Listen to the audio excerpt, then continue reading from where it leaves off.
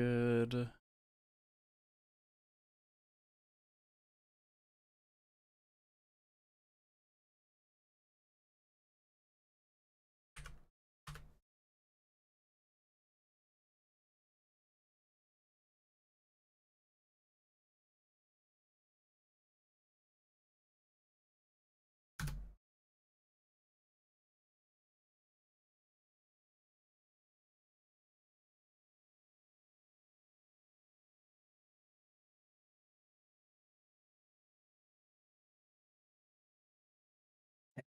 I like the 3 H's.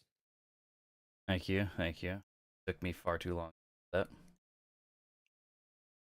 Ah, that's why we're 1 minute late. Yep. Unfortunately, that is indeed the case.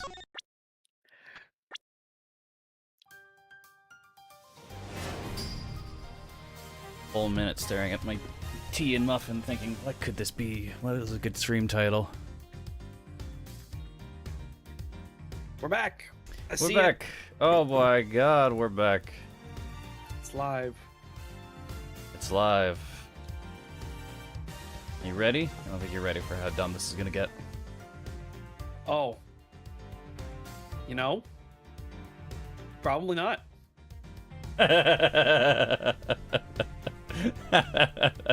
It's gotta be something stupid, right? What else is left? Okay, so, welcome back to Ace Attorney Investigations, by the way. So, last time, we got involved in a kidnapping case. Turns out that, the kidnapping victim probably kidnapped themselves alongside their girlfriend and his butler slash girlfriend's dad, who is an escaped convict. Now, the problem that we're facing is that we don't have any evidence of our kidnapping victim slash kidnapping perpetrator, Lance, having actually committed the murder. We don't have the murder scene. We have deduced that it's probably going to be in the haunted house, but Lance's dad has bought the haunted house and is refusing us access. We're going to have to break in. We're going to have to get some illegal evidence. Oh. I'm super broke. Yep. You see, like, the tips of the spikes on your head and your tail wagging back and forth as you're trying to fix shit. Oh my god. I noticed. Hang on. Oh no. Oh, that doesn't look correct. Shit. You could be okay. We want to move back to the BNGs. Oh, one more time.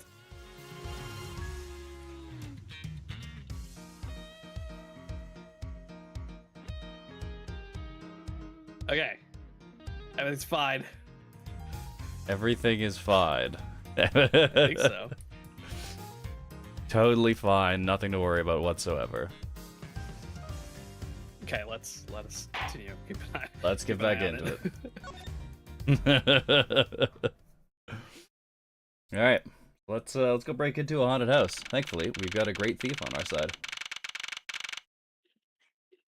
March 13th. Oh, right, and we couldn't go into the haunted house because what's-his-face bought it. Yeah, he bought the haunted house and is refusing its access. March 13th, 4:27 p.m., Gatewaterland main gate.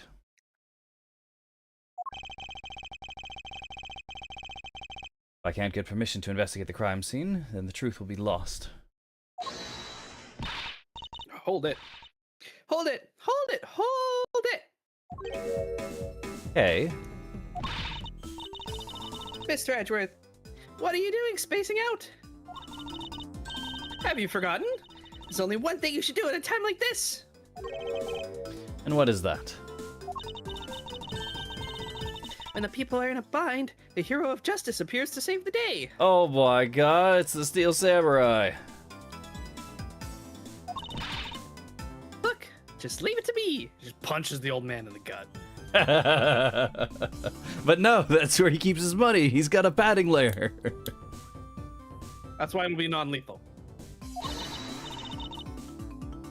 For I am Kay Faraday, the second of the great Yatagarasu. Don't commit a crime in front. I thought you were a thief, not a hero. Yatagarasu is noble, and is always a thief of justice. That's... of course.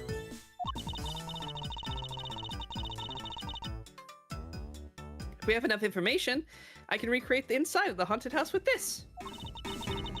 Plus, we then factor in everyone's testimony. And recreate exactly what happened when I dropped off the ransom money. May be able to figure out some new information with this, through this. Worth a try. Agent Lang? So we're not actually going to commit a crime. No, sadly. So you want to use your little toy? Be my guest. Also, super non-permissible in a court of law. Like, this is absolutely some bogus-ass evidence. Yeah, but Langs doesn't care. Lang doesn't care. He doesn't have to follow the laws of our country. Okay, hang on. You're all about to witness the true power of real, modern-day Robin Hood.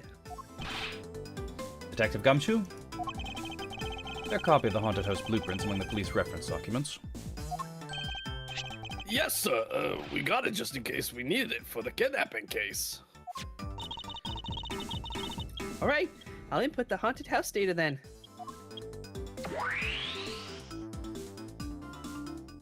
Phew. What's this? Where are we?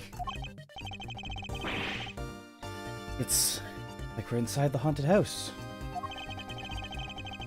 Even if we can't inspect the real location itself, the path to the truth slumbers here. That's not... That's not how any of this works. That's science fiction bullshit.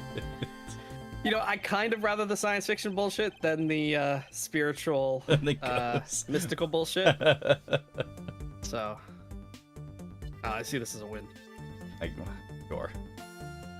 If I can successfully navigate my way using logic, I'll ultimately arrive at the truth. Now then, I believe I'm ready to investigate the crime scene. Okay, what should I recreate first? There's a man in the blue suit with some very spiky hair. I mean, you haven't figured it out yet? Why him? What? Maybe I have, maybe I haven't. You're not aware of the incredibly homosexual undertones between Nick and Edgeworth? Yes, but he wouldn't be here in the haunted house. I mean, no, but if we can make anything. Maybe I have, maybe I haven't, but I'm gonna make you do all the hard work. Very well. I'd like to inspect the moment in which I was ambushed by my abductor. Two of them were definitely in this place at that time. If I can verify that, it may provide me with a new lead. I just come out into the hallway after leaving the money inside the dining room.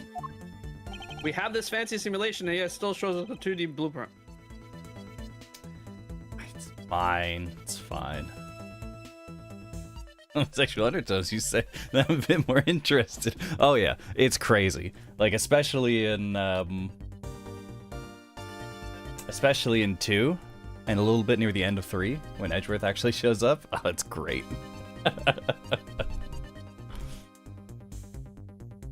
At the time, I saw a badger slumped over on the floor at the end of the hallway.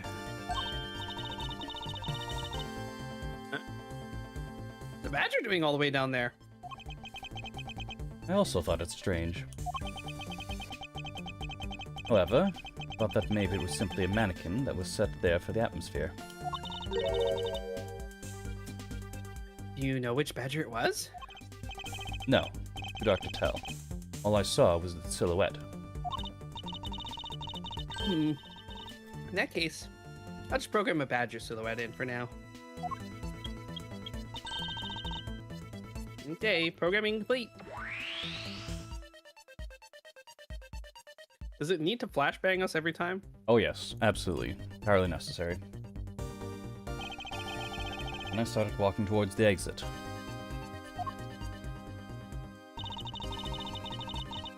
That's when you were struck from behind, right? Well, Yes. to be honest, he didn't start walking towards the exit. He stood there monologuing in his head for a while. Which is why he got hit right outside the door. That's odd. Always dead end. Where did your assailant come from? There's only one location I can think of. I believe my assailant was lying in wait here. In the mirror. Take that!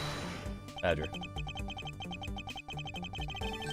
That doll wasn't really a doll. It was in fact a costume kidnapper. Oh, so you used the costume as the perfect camouflage to blend in with the rest of the house.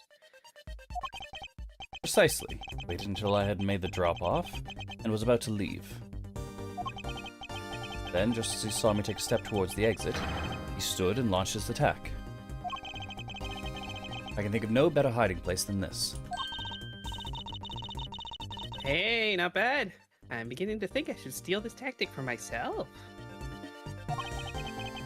Just don't use it to do anything criminal, Kay.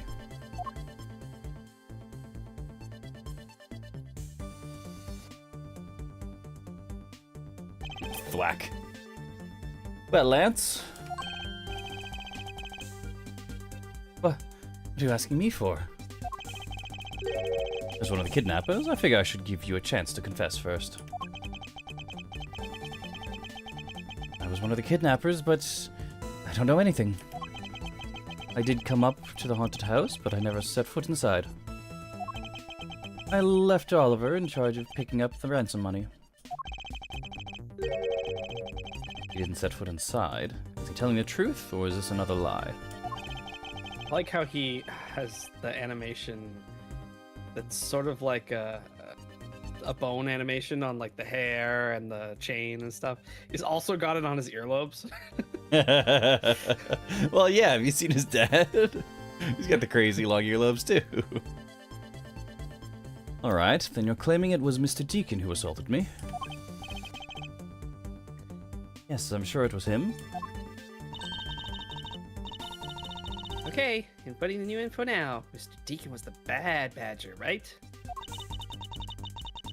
At least the bad badger has a gun attached to his right hand. Had to change this so the weapon is in its left hand.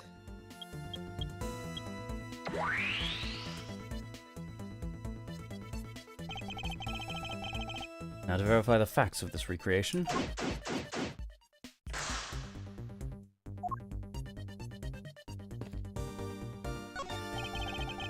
It's a replica of myself. You were totally oblivious to what was behind you, huh? Yes, I suppose I am to blame for what happened to me.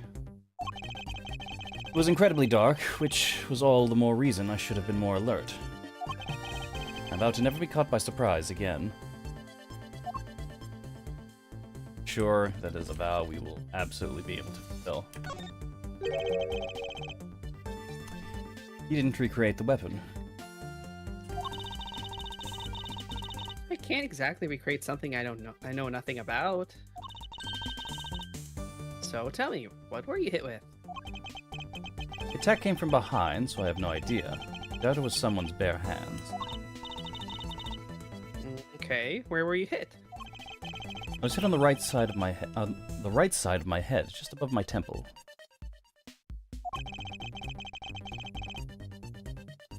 There was a bit of blood, but it wasn't anything serious. Ow, sounds painful. Why are you smirking like that when you say it? It's just your imagination. Now, let's see.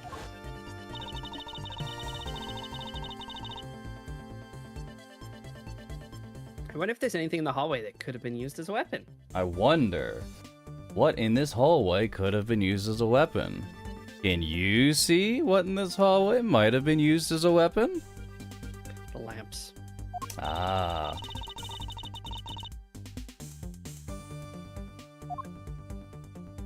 Lord. Take that! I have it. There was indeed one such object lying here in this hallway. A prop sword. Are you talking about this thing here? The one that's broken in half that we took with us? Yes, although we did find it at the kidnapper's hideout. Wait, yes. Possible that the culprit took it with him after using it on me. To leave no evidence behind, right? Correct. Maybe worth a more thorough examination yet. Okay, so what kind of test do you want to run on this sword? Test with luminol. Culprit was wearing a costume at the time, so a fingerprint analysis is useless. Let's run a luminol test. It's possible that some of my blood was found its way onto this. Agent Lang, may I ask for your cooperation in this matter? Huh. Like I have a choice. Sheeta, call the lab boys. Understood. Except for a dab on the left side, it would appear that the blade is spotless. So it must have been the left side of the prop sword that hit you, right? So the left side of the prop sword struck me in the right temple. I'm not saying it's impossible, but it's much more likely that the strike came down from the right, struck me in the side of the head, right? Like, in order to knock me out, an overhand strike from someone holding the sword in the right hand down onto my temple from behind. I do believe that's where it's going. Now, it's possible to also be left-handed and just backhand me in the head with it. Also possible, but we did see the badger. We did see the we do have the power of omniscience omniscient recollection. So I don't think our recollection's omniscient though. Pretty bad at it. I mean, we saw the proto badger at the start of the chapter. No, I mean us, just the two of us. Oh, I mean, maybe not you. Broken prop sword data update in my organizer. Culprit hit me in the right temple area with this. Okay, I'll update the recreation with this new piece of info. Do.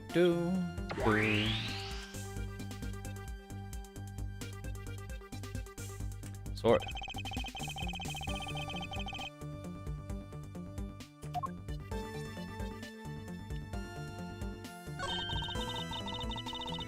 And in the next instant, this badger will swing his left arm, complete with weapon in hand.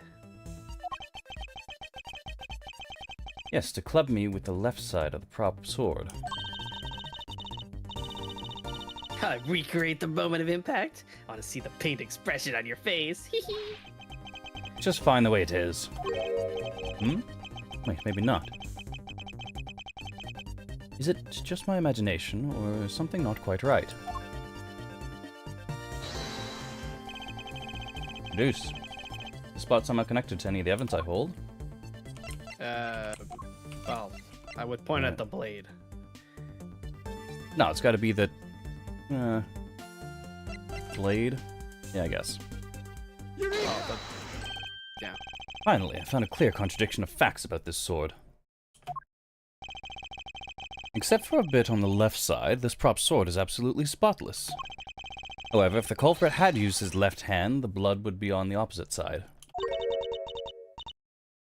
The opposite side, huh? If the culprit held the sword in his left hand, then the sword's right side would be hit. I see, but the blood was on the left side of the sword, right?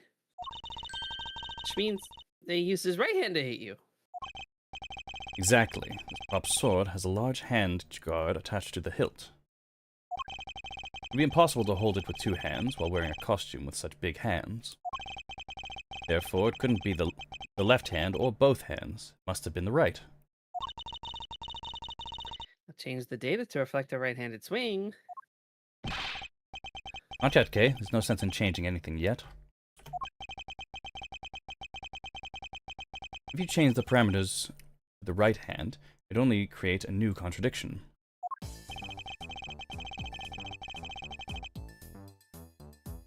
What would it conflict with? What would it conflict with? It would conflict with our dossier. Take that! It would conflict with this piece of evidence. Okay, yeah. Are you sure? Is he kind of unrelated to me? What do you mean? No, it's the fact that you can't put the sword into that costume's right hand. Oh, with the gun. Okay.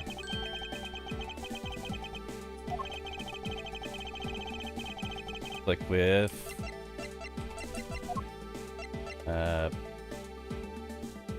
missing model gun?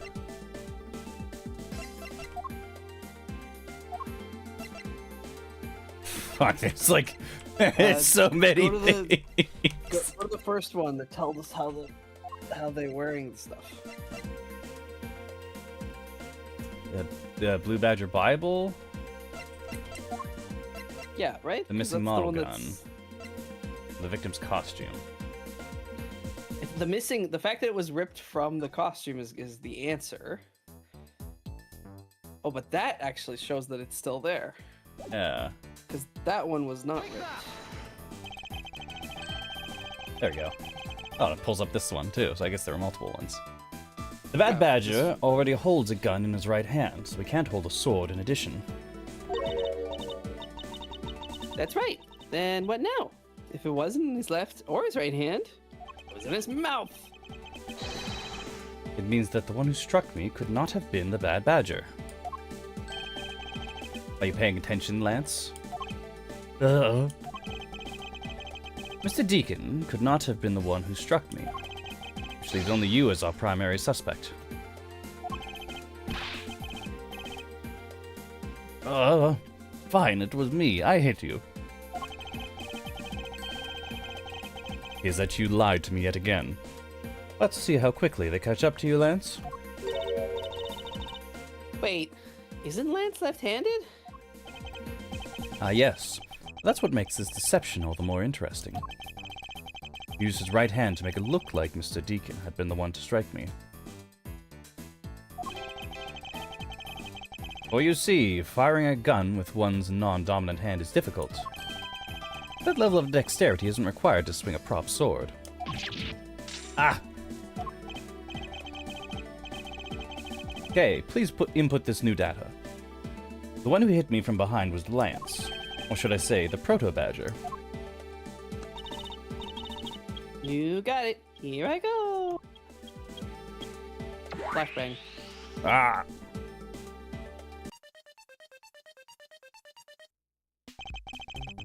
Now we have a faithful recreation of the situation around the attack on me. Alright, all we have to do is examine this new recreation and... What exactly is so funny, Agent Lang? That amusing little gadget. It sure packs a punch, right, Sheena? Yes, it was all I could do to hold my laughter in. Hey! Wait, fun little thief! You mean old werewolf? Hey, Mr. Edgeworth, bring out the best in each other. You've had your little fun. Now it's my turn. I've sat quietly by, listening. But the crude conclusions you two keep spewing don't whet this wolf's appetite. Oh. There's no guarantee that your toy will always show the real situation at any given time. It all displays whatever information you put in there, right? Well, when you put it that way... Your suppositions are wrong. It's not your fault, so I'm gonna let you in on this. There's a trick to this haunted house. And what may that be, exactly? A trick beyond what your tiny imaginations can produce. Sheena! Here you are. Now then, what you missed, girlie? It's written right here in this pamphlet. Oh my god. The Seven Wonders of the Haunted House, the Disappearing Badger. Gatewater Lane is full of mystery. See if you can find and experience them all. Seeing is believing. It's do or die time for our... Can the Blue Badger and arrest the Bad Badger Gatewater Land? You come and watch too. Ever won. What is this?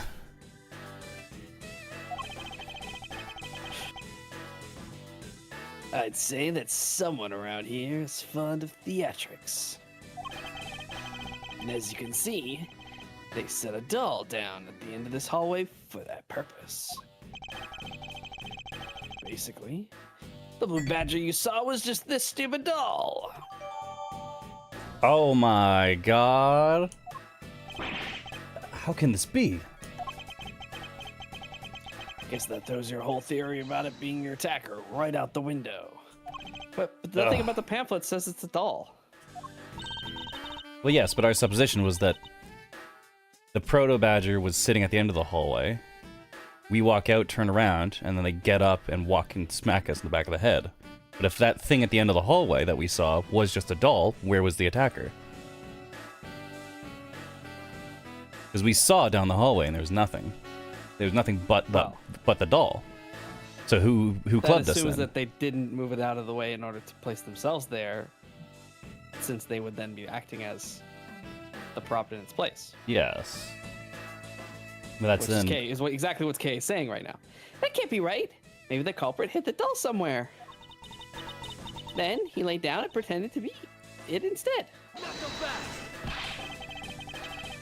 The criminal couldn't even hide himself in the hallway.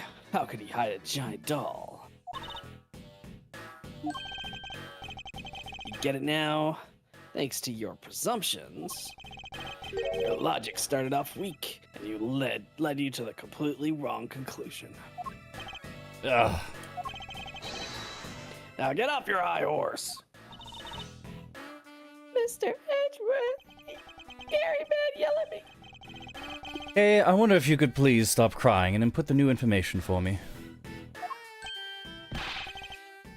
You don't know when to quit, do you? I can't quit, not until I declare that I've found the truth. Agent Lang, for the additional information, you have my thanks. There you go again. Well, see if I care.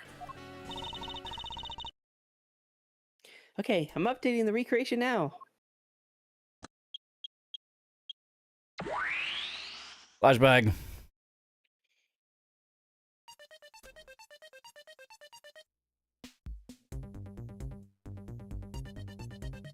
Wonder where they could have came from. Maybe that mysterious stretch of blank wall. That looks really weird. How it changes from the Blue Badger to the Proto Badger all of a sudden. If the slumped over badger was just a doll, where was my attacker hiding? That's what we're gonna find out, right? So come on, Mr. Edgeworth, let's go. Yes, let's. This recreation can't be right, which means there must be a contradiction somewhere.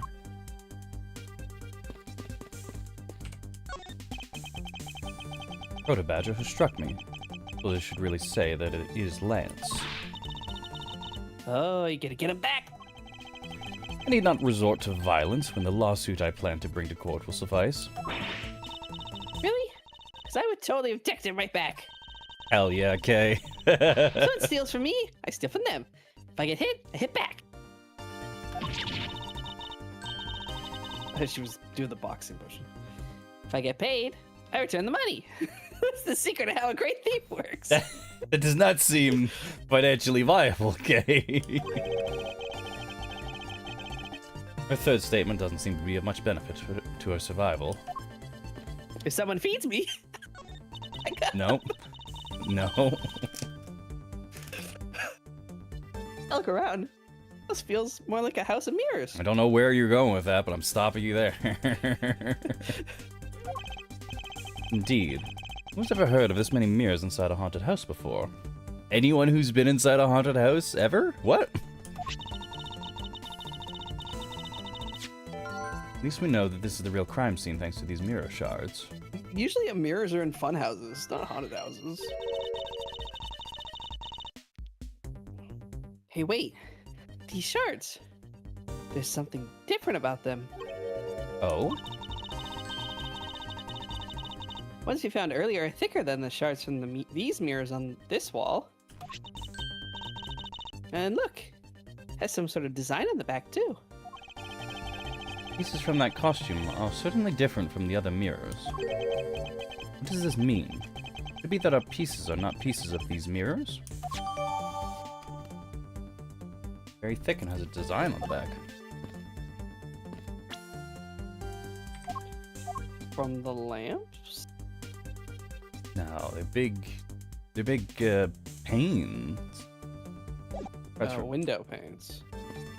No, but it's still a mirror fragment. Pieces of a set of armor are in a pile here. Why do you think they almost always have sets of armor inside haunted houses? I suppose this sort of interior design is meant to bring out a sense of abnormalcy. Why do all your explanations have to be so hard to understand, Mr. Edgeworth? And who pronounces it abnormalcy? Now, I'll try explaining it again, but this time, so even a thief like me can get it. That may prove to be a most difficult task. I see it now. Do you see it? I see it. Yeah. Yeah, I totally saw it as we were doing the second pan over right before this scene. It's like, there's a big section of wall that very clearly is not, is very clearly out of place. This is where the proto-badger shows up in our recreation. Yes, and the question is, where did he come from? Well, there's no place to hide in our current model. Must be an inconsistency somewhere. And the molding on the bottom and the and the molding on the trim on the top is very clearly cut out. Yeah.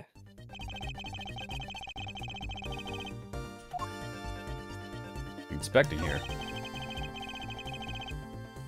This blue badger is just a doll for use in this haunted house.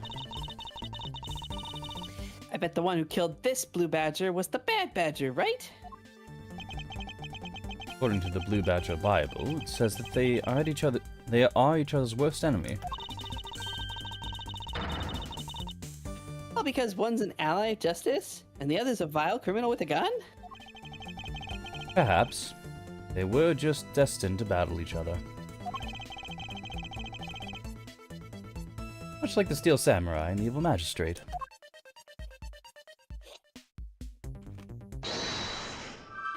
Any logic, anything? No, we've only got mirror shards. What do we deduce from this? Nothing? At the moment? Yep, this wall sure is just a wall right now, so... It must be that we have to deduce something from it. Talk to the owner.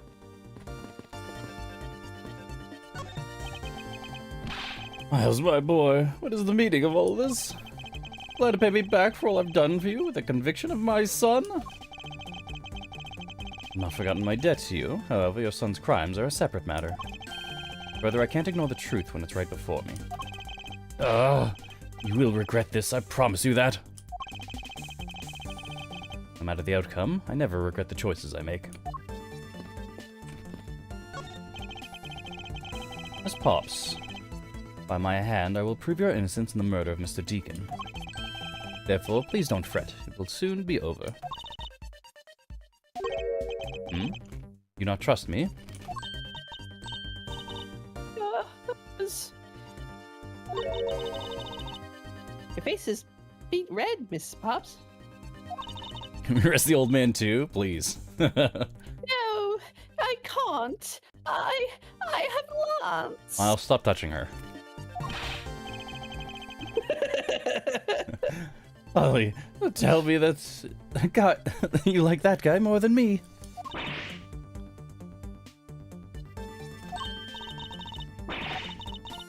So pathetic. I'm so easily swayed by even a single I'm... What exactly is she going on about? I think you have another guilty person on your hands, Mr. Edgeworth.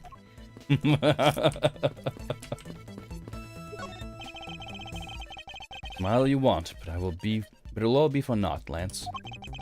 As soon as I expose the truth, you will be placed under arrest. How can you do this, after all my dad has done for you? What your father's done for me is unrelated to the charges you face now. Ugh, unbelievable. You know, you sound kind of like a bully right now, Mr. Edgeworth.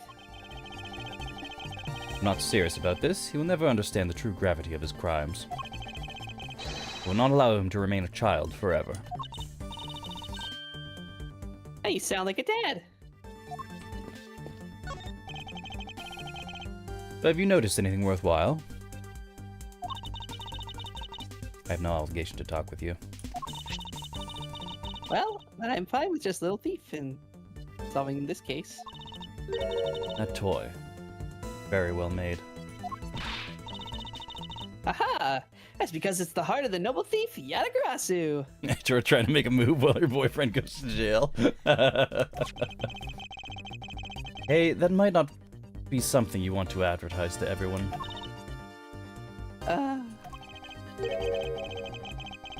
So, Shina exactly is the source of this ultra-dimensional-like space. I believe this is nothing more than a projection from that girl's toy. So it's all an illusion. Right. Puts his glasses on. Yes. Hey, don't treat me like some sort of silly light show. Don't treat this like some Thanks for letting us use, Little Thief. Lang Z says, reject not those who seek the truth. So, keep in mind I'm not doing it for you. I'm doing this for the truth. Don't worry, I understand. We may have different methods, but our wish is the same. I can't believe what I'm seeing, sir. The space that I'm standing in, it's like out of some crazy dream. Except that this isn't a dream. This is something Kay's gadget. No, wait. This is exactly like a dream, sir. I've never been more so impressed. It's a miracle. Someone sure is easily impressed. Hehe, I'm glad you like it. Oh, so this is the product of your gadget? I wish I had one too. Well, once it's over, I'll let you play with it for a bit if you want. You do that for me, pal. Thanks. All right, let's wrap this case up already. Gumshoe, please do not be so easily swayed by a thief. It's times like these that I wonder if they understand the seriousness of the situation.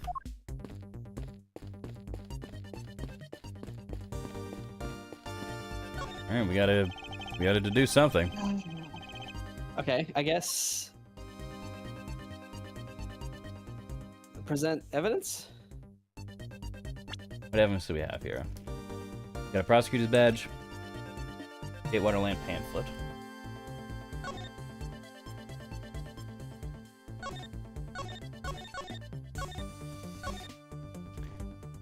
Green Badger.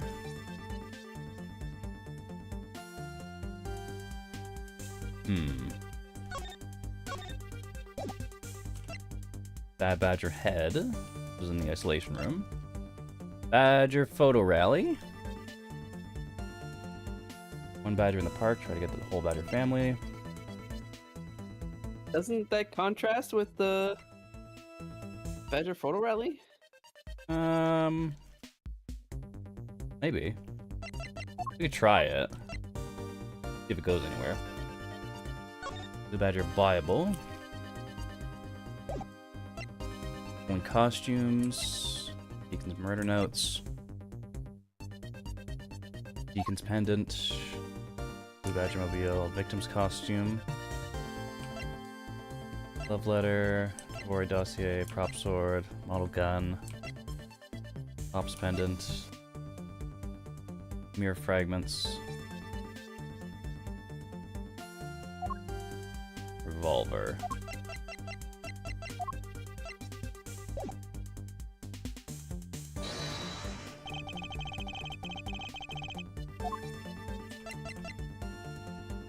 Eureka!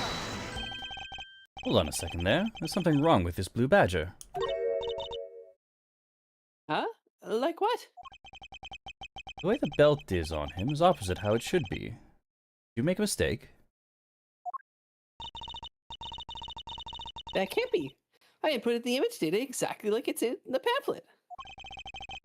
Well, then why is the blue badger dressed up in reverse? Didn't even notice that. Think I noticed it. Totally but did not clock that. I didn't think it actually Strap mattered. I coming felt from like his it left was- down. something was mirrored. Strap but coming no, from it his does- right down. Does matter because it's a mirror. It's from the mirror. That's why it disappears. It's a projection. Oh. Bang. Hey, do you remember what you That said mirror on the earlier? wall there. What I said earlier? About what? About how this building may as well have been a house of mirrors. A house of mirrors? Oh, well, that would explain the reverse mirror image. Yes, this blue badger might be nothing more than the reflected image of a real one. Then, was the blue badger you saw just a reflection? When I looked down this hall, I thought it was perfectly straight. However, if there was a mirror, Oh, then it would actually form an L shape, right? precisely, I was deceived. The hallway was almost pitch black, and there was a beam in the way that obstructed my view of the other hallway. But why build this place like that? Sounds pretty pointless to me. Hey, this house is just another attraction at an amusement park. They created a mirror wall for a very specific purpose, one I can point out to you. This was the reason they built a mirror wall. Pamphlet? Take that! As it's written in the pamphlet, the main draw of this attraction, the mystery of the disappearing badger. You mean they built the mirror for that trick alone? But you said you saw the badger, so it was definitely still there. That was true at the time, however. Doing this allows someone to make the blue badger disappear in a flash. Move the mirror wall. To remove a reflected image, simply move the mirror. First, the mirror was constructed so that it could be moved. Then, beyond where the mirror was, an empty hallway had to be created.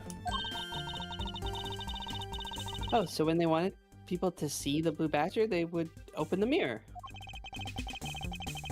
And when they wanted to hide it, they simply had to close it again. This explains why the other side of these fragments have a design on them. Oh, if the pattern is the same as the other walls in this hallway, Then, when the mirror is closed, it would blend in with the rest of the walls.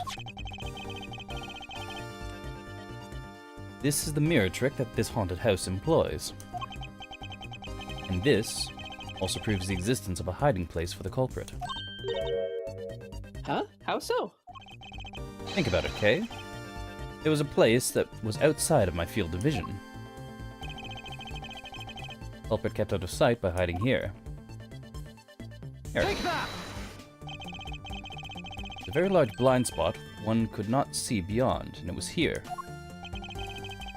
If my assailant hid on the other side of this other side of the movable mirror. Then you wouldn't be able to see him. Wouldn't we have known that from the blueprints of the haunted house that they gave us? No, because those blueprints just reflect the fake. They don't reflect the trick. Why wouldn't they show both hallways? I don't know, because The this is one big blueprints. fucking scheme. You didn't even need to do anything to the Blue Badger doll. Exactly. All he had to do was wait for me on the other side of the mirror. Wait, hold on. I just thought of something. Yes. Well, shouldn't the mirror wall be broken right now in reality? Since we have a few shards of it, we can probably assume it is. Yes, it most definitely is broken. The question is, when was it broken? Since we found these inside the victim's costume, that would mean that the victim was there when the mirror was broken. Wait, that sound. You all money and y'all now.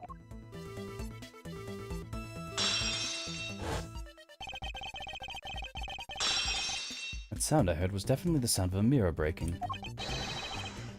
Hey, I'd like you to input some new information. Yeah, scare me like that. Sorry, but I need you to recreate something for me. Sure, whatever you need. So what do you need anyway? If you could first recreate this hallway just before I entered the dining room. You got it. Da da da.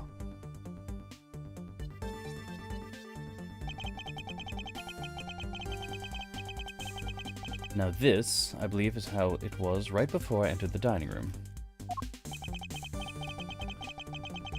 Although at the time I had thought it was but a single straight hallway. And then I went inside.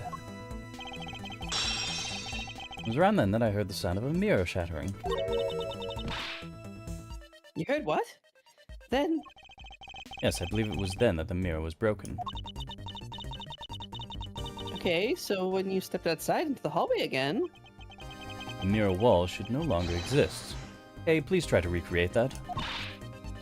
okay.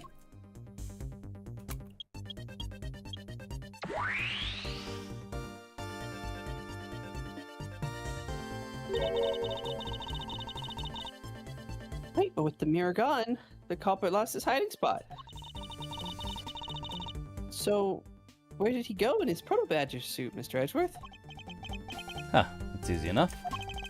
With the mirror gone, he simply hid himself in the branch hallway.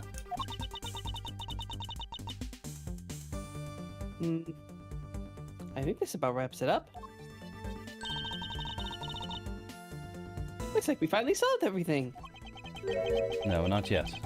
An even larger contradiction has now reared its head. Huh? Perhaps you did not notice, but this recreation contains a very troubling inconsistency. The inconsistency between what I saw and the recreation lies... That's Mr. Deacon's body. Here. He was the dead badger. Take that! Hey, take a good look at the end of the hallway. Oh, there's no blue badger there. Exactly. The blue badger I saw in reality is not here. This is the final point on this long chain of logic, the last remaining contradiction.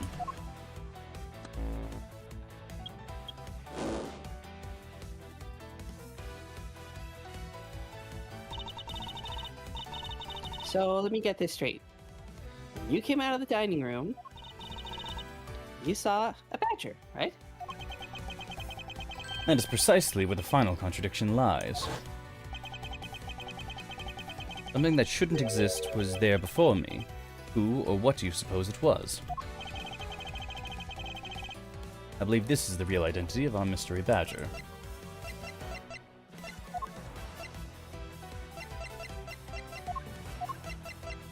Victim's costume. Take that! The badger I saw was in actuality the dead victim's body. Ugh. What? Agent Lang, the entirety of my complete logic is the entirety of my complete logic is my final decisive piece of evidence. The murder happened in the hallway of the haunted house at the time of the drop-off, and you can consider the moment I heard the mirror breaking to be the real time of death for Mr. Deacon. No. Although I don't know why I'm upset by this news. Because we're owning you. That's why. Get owned. God. Maybe it was due to their fighting, or perhaps it was the life-shattering bullet. But no matter what the cause was, the hallway mirror wall was broken. You were in the house at the time, right? You telling me you missed the sound of a gunshot? There were a variety of sound effects playing at the time, all for the theatrics, I assume. Gunshot must have blended right in. Hiya! Now then, I'd like you to recall something for me. Who was it that was with the victim at the haunted house? Who was the one who had the opportunity to rob the victim of his gun and use it on him? It was you, Lansamano.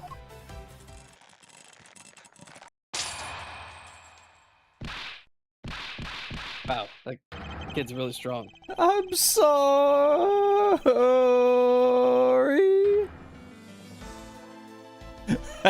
Strung him to break out of his handcuffs and immediately just starts bawling. Not like I had a choice. Oliver turned on me all of a sudden. He snapped and turned violent right after I hung up with you. He shoved me to the ground and straddled me. I fought back as hard as I could, grabbed his gun, and I shot him. The bullet must have went through his body and shattered the mirror. If I hadn't taken his gun and shot him first, I would have been the one you found. He's a hardened criminal. He escaped from jail. See, it's justified self-defense. My boy was only trying to protect himself. That remains to be seen, and will have to be resolved in court. Agent Lang, I leave the rest to you. As if you were the one in charge around here. But really? We're not going to go investigate the crime scene to find out if it really was self-defense? Like, why would he just randomly turn on Lance? That doesn't seem to make sense. Yeah, it's odd. Guys, arrest these two and get out of my sight. Wait, I had nothing to do with the murder. The only person you should be arresting is Lance. Dad. Oh, there you go. Sorry, but you're not slipping away that easily, Mr. Ernest Amato. You tampered with the evidence so you could cover for your son. What a great dad you are, willing to risk it all. Truly touching.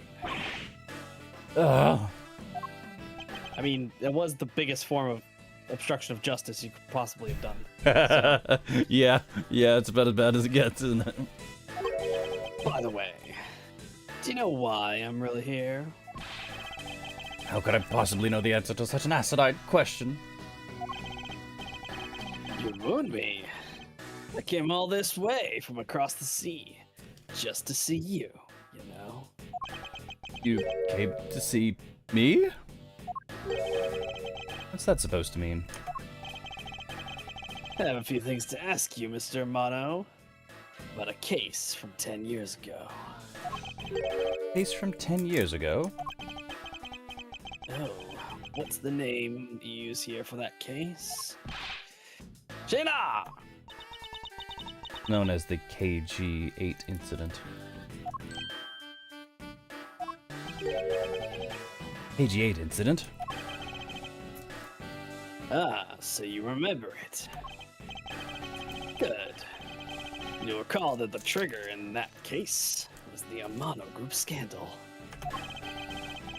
Specifically, the charge of an internal smuggling ring. Oh my god. Smuggling. There's that word again. At the time, the person that was arrested as the ringleader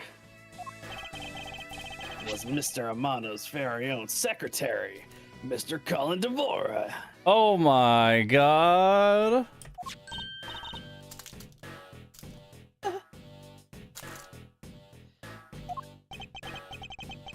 Even though you pushed the crime onto your then secretary, Mr. Devore, I've always suspected that you were involved in the smuggling ring, Mr. Amano. Mr. Devore was arrested in place of you. Which is why, when he broke out, you hid him from the police, right? You hid him in exchange for his silence on your little dirty secret. No, no, no. Please calm down. Honestly, I have no idea what you're talking about. Pretend to be ignorant all you want. We're taking you down to the precinct anyway for a nice, long chat.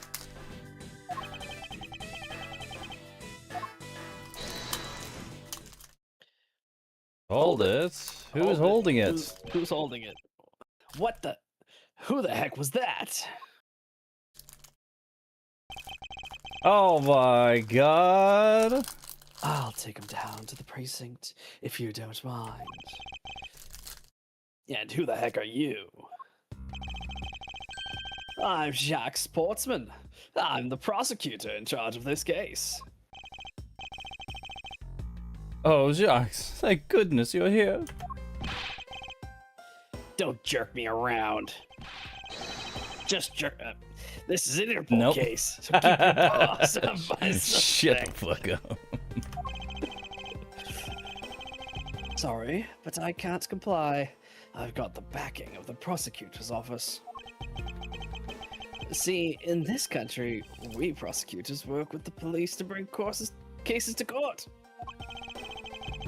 So, if you'd please cooperate with me here, that'd be great. Who would have jurisdiction in a case like this? It's probably Portsman, right? I can't imagine just being associated with Interpol lets you flout laws on, like, suspicion. Especially because... Yeah, but did the prosecutors have that power? State's attorney prosecutors do.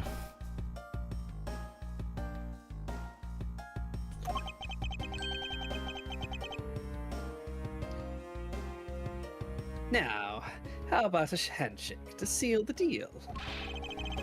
Sorry, but I hate prosecutors. The whole lot of you.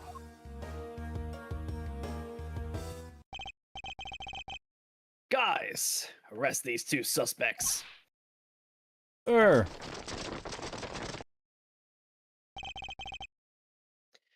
Oh, I almost forgot. Prosecutor Miles Edgeworth, is it? I'd like to thank you. Thank me. Yeah, for working so hard to fulfill my goal. Hey, is that any way to thank someone? And what the heck is it supposed to mean? You were so relentless with Lance that you forced Ernest to tamper with the evidence. Thanks to that, I finally had a legitimate reason to arrest him.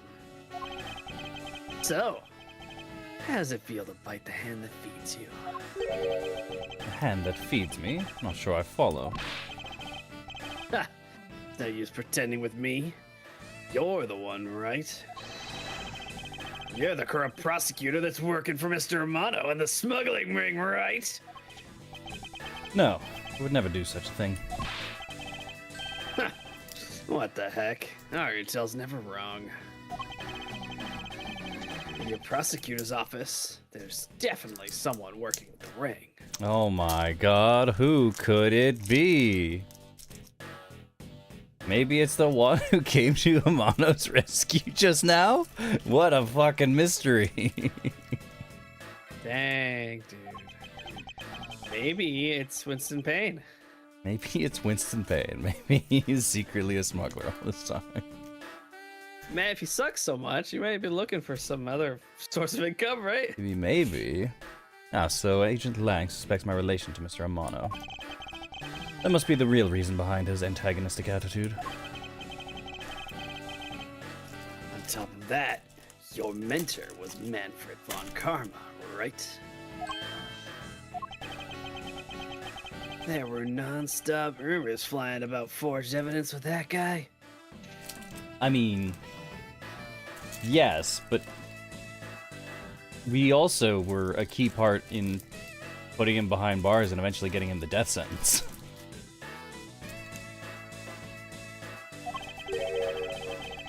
You're not twisting the truth behind those closed courtroom doors too, are ya? The courtroom is a place where the truth is revealed. Well, don't worry. It's not only you. The whole lot of you can't be trusted. A prosecutor who never lost in 40 years. Every defendant must be found guilty. Ha!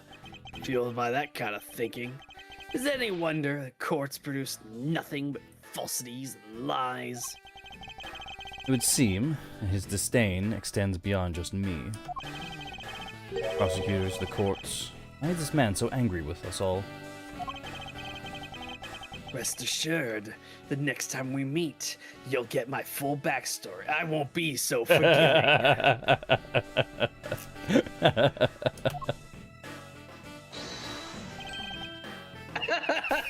Sheena's great.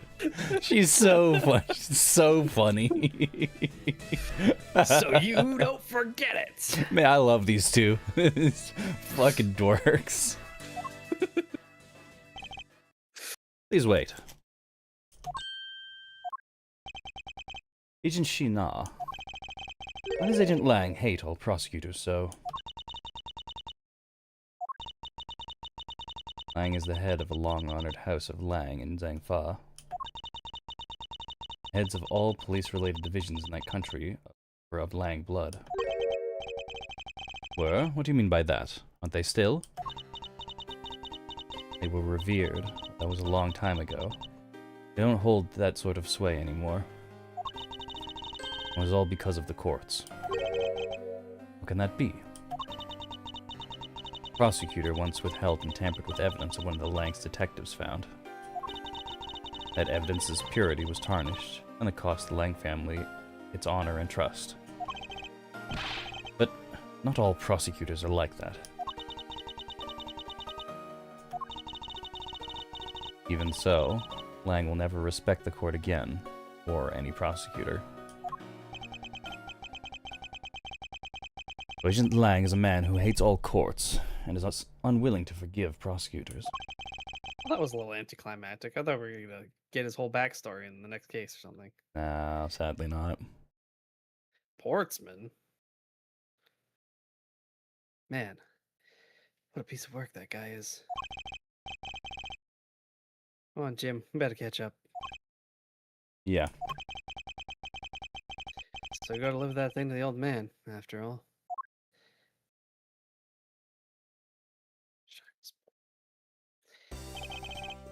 We're just gonna leave.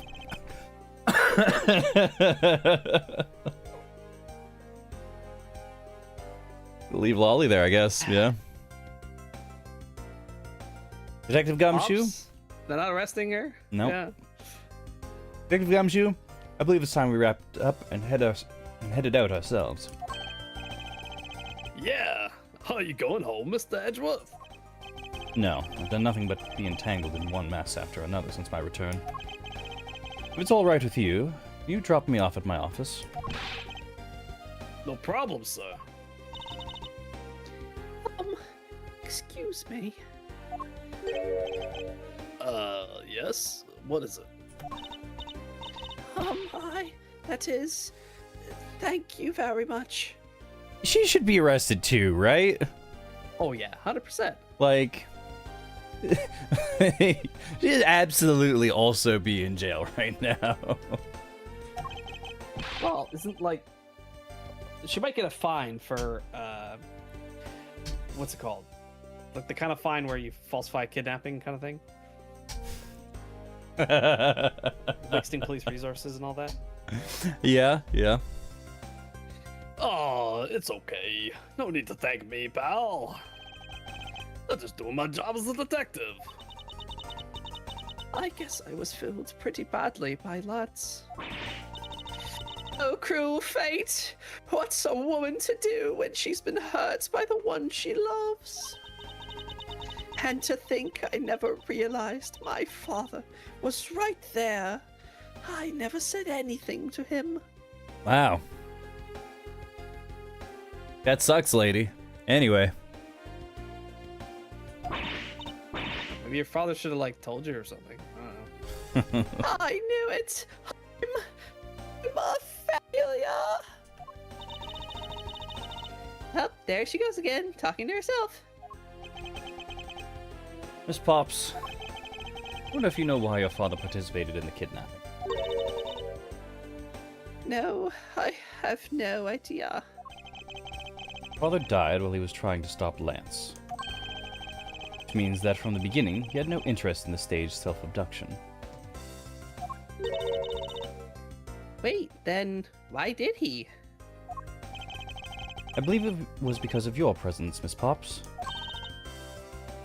Me? Lance realized that the two of you were related.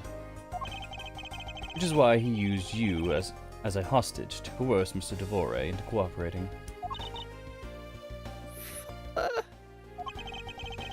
As a felon, he could not tell you of his real relation to you. I mean, he could have. However, as the Amana family butler, at the very least, he was able to watch over you. It was all he could do, but that was the shape of his overflowing love for you.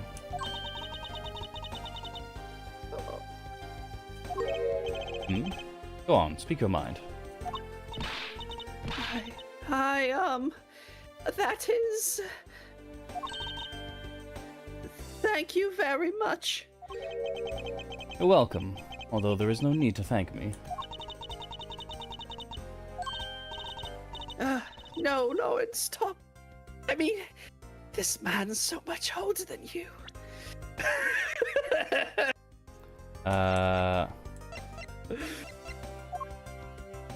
19. Oh, fuck. Oh, fuck. Emma's 18? Oh, shit. It's question mark for security lady. What? Security lady? I believe her real name is Wendy Oldpeg. Just occupies zero fucking presence in Miles' mind. That's so funny. I think Emma Scott was a little bit older now because she was doing her training or whatever. Studying in Europe. I think this was the 3 years after the events of the first game.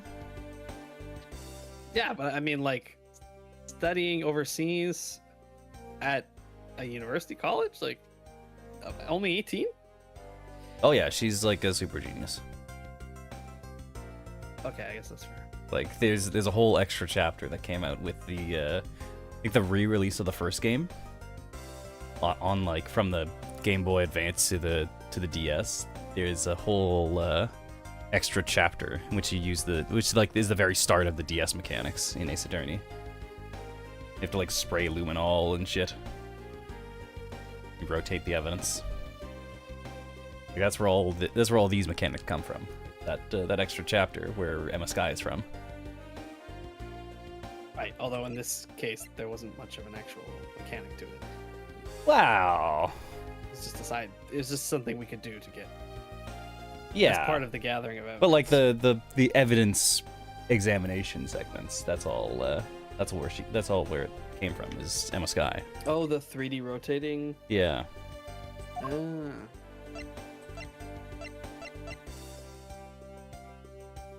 Shilong Lance is 27. Dick Gumshoe's 32. How old was... Nick was 20? 23? Edgeworth, I think, is the same year as him? I think he should be 25 or so? It's not that much older.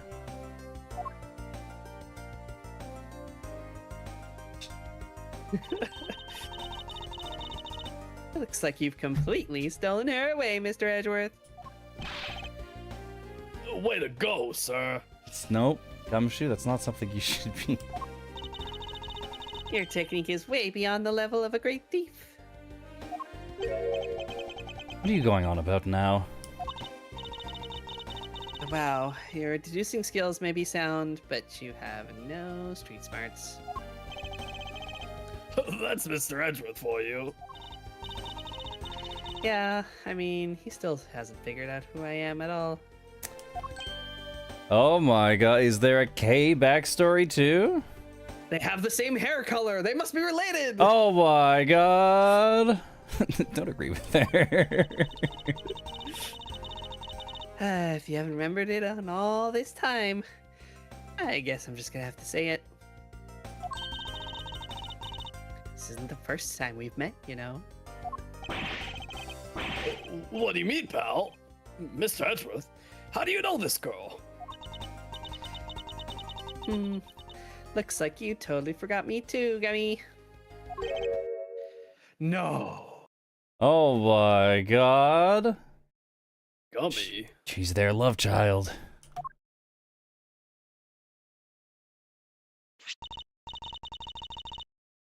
Here, maybe this will jog your memories. A piece of white cloth? I promised I'd return to this to you one day, remember? That's... A single piece of cloth took me back far into the past. To that fateful day 7 years ago, when I first met the then child Kay. And Detective Gumshoe. Oh, how he meets Detective Gumshoe? Oh, it's the Gumshoe backstory! Finally! Oh, Oh, shit! Hey, complete episode 3 without using story mode.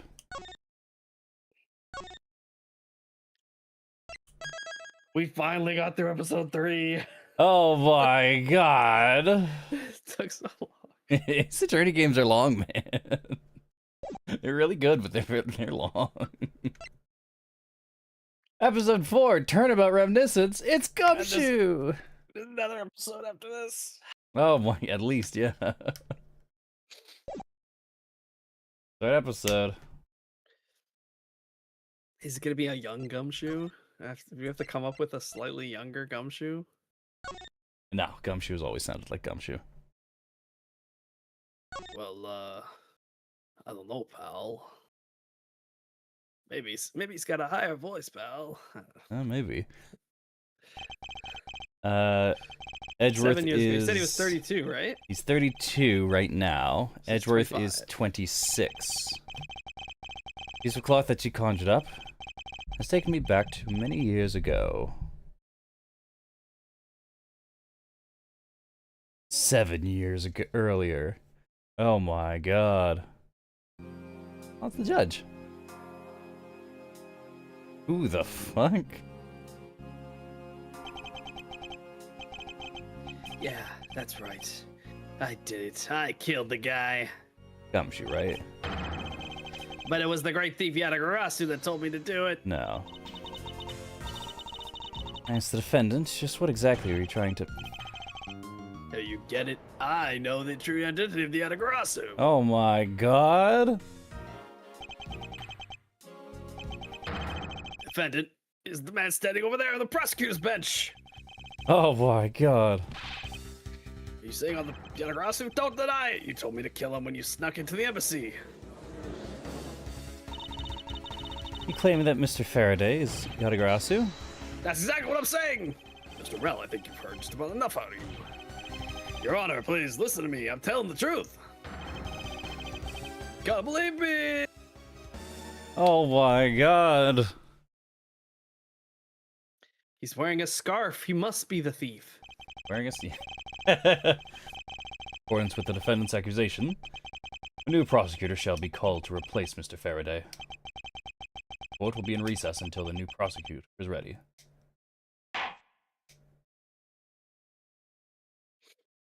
Oh, that was easy. Oh. Oh, look, it's baby Edgeworth. He's 19 here, I think. That's the suit he hung up. That's the suit he hung up. September 10th, 3:20 p.m. District Court, 3rd floor lobby.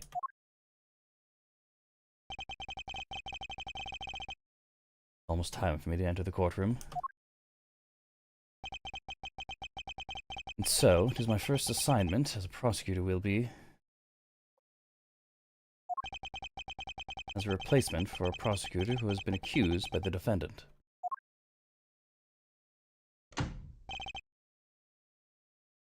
Edgeworth.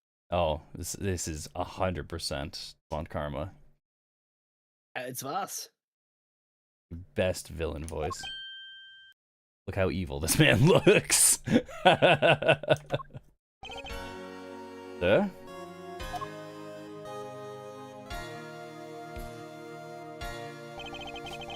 Now you've read over all the documents regarding this trial. Yes, sir. I've memorized everything there is to know. Very good. He's about to quiz us. We don't have anything. Manfred Von Karma, age 60. Mentor has never known defeat for 35 years. Legendary prosecutor. 40. That's funny. The paperwork for the prosecutor's substitution is just about to complete. Mr. Edgeworth, always bear in mind that as your mentor, I, Manfred Von Karma, accepts nothing short of perfection. I understand, sir. But the chance to stand in court at such an early stage in my career, I'm honored and proud. As I've watched over you in your studies, I'm giving you a very rare chance. Prove yourself. Crush the defense's pathetic lies into oblivion. Yes, sir.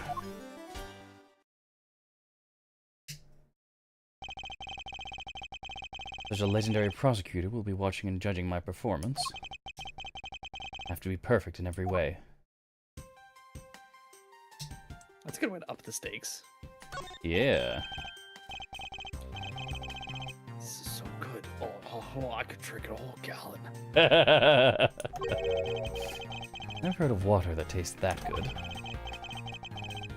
Maybe I'll give him a minute. Did you know that I always make hilarious sounds on every stream?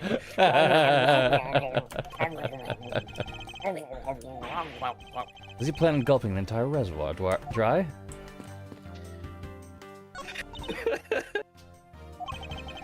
Excuse me, madam. Is something the matter? I just thought someone who would have brought hors d'oeuvres by now.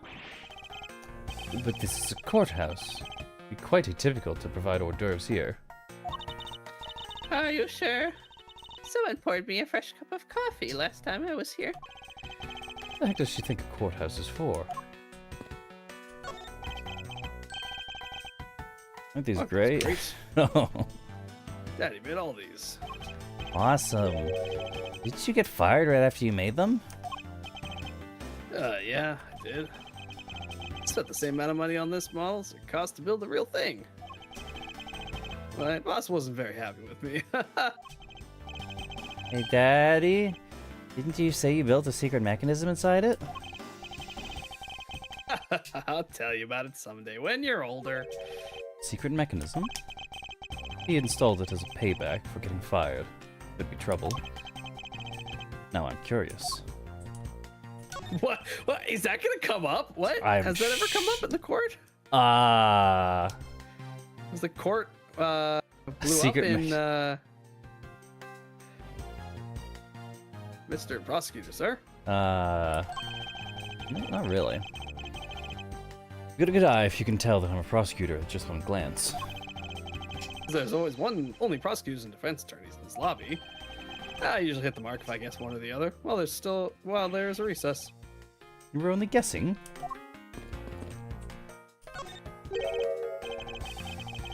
Gad. Bold stare he's giving me.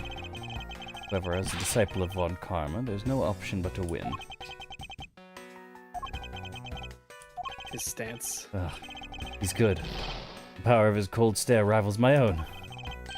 What's the sound they make in like animes when they're doing like, the stare sound, like bee or something? Yeah. He's sleeping while standing up. And his eyes are open. Very impressive. The trial will resume shortly. Please wait a moment, sir. I was already well aware of that. Shortly or in a moment. Which one is it? Be specific. Bookshelf, huh? Compendium of laws for beginners? I don't have time to read this and second guess myself now.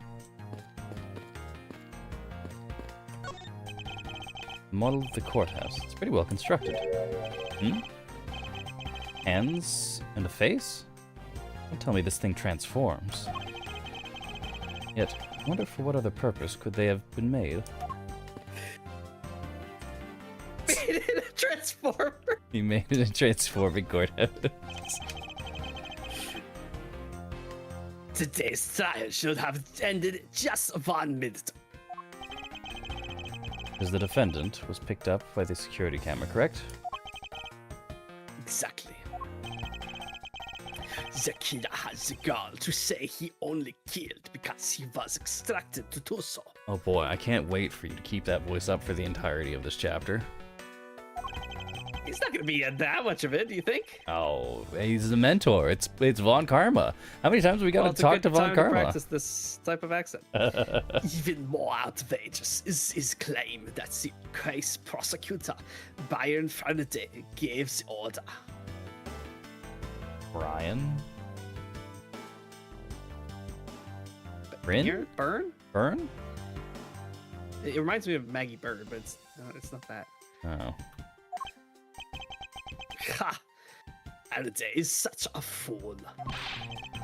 He has been called by his very own prey. Sir, an acquaintance of Mr. Brian Faraday? He is a pathetic man who speaks nothing but nonsense. Nonsense? He once tried to explain to me a way of punishing those who cannot be brought to court. Those who cannot be brought to court. That is nonsense, for no man is above the law. Except maybe Interpol agents. Well, there are always a few exceptions. However, there's no reason to even deal with such individuals. A prosecutor is a guardian of the court, one with no obligation to outside matters. Thus, there's no reason to deal with such individuals. I see. It's worse. Disgracing yourself as Faraday has will not be forgiven. Have no fear. I will not let you down, sir. In place of the accused prosecutor Brian Faraday, I'll prove the defendant's guilt. Very good. I've secured an hour of recess for you to prepare to do just that. Show them all the power of Von Karma. Today's trial. So, you have achieved a firm understanding of the case? Yes, sir. I've memorized everything that is written down in the case files. I like how his face shape is a little different to show that he's a little like younger. A little younger, yeah. Then, explain the case to me. I want to see you really know what you're talking about. Understood. Murder was committed on September 8th in front of the Codopian embassy. Okay. The victim, Mr. Deed Man. Mr. Deed Man was a staff member at the embassy. The defendant in this case, Mr. Mackrell, was held for questioning the night of the incident as he was deemed suspicious. Dude, the names are too good. So fucking dumb. I love Ace Attorney games. It's so fucking goofy. He was quickly placed under arrest for possession of the murder weapon, a gun. Furthermore, at the time of the murder, the great thief Yatagarasu had successfully infiltrated the Dopian embassy as well. Noble Yatagarasu, vigilante of the business world, reappears. At first, Rel claimed that he himself was the Yatagarasu, but that he did not kill Deed Man. Wonder what he expected to gain from such a desperate lie. And Kojima takes that even further and just calls one of his characters Dead Man. It's exactly that level of fucking Kojima-ass naming conventions. It's possible that he wants to go down while in the spotlight if he is found guilty. There truly is no limit to people's inanity. But I digress. Continue. It's right. Yes, sir. It's the throwaway character in Spy X Family named Zachary Bees? Beas? Same energy. During the trial, the prosecution presented the security footage that captured the murder. Footage clearly showed Mr. Rel as the murderer. Oh, Zachary Sacrifice. The act of Mr. Rel firing the gun could be clearly seen from the gallery. Manfred? Okay. No. Took my line. Oh. Shit. Upon seeing that, the defendant retracted his statement and admitted to the murder. I did it because I was told to. By the real Yatagarasu. Byron Faraday.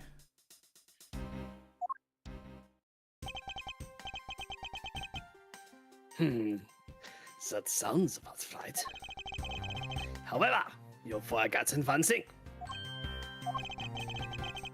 While this may appear to simply be the matter of a Codepian embassy staff member, people are actually referring to the second KG-8 incident. Second KG-8 incident? Very sorry, sir. I fear I failed to study hard enough. Huh. Well, even among the police, it's information that only a select few are privy to. Please enlighten me, sir. Second KG-8 incident?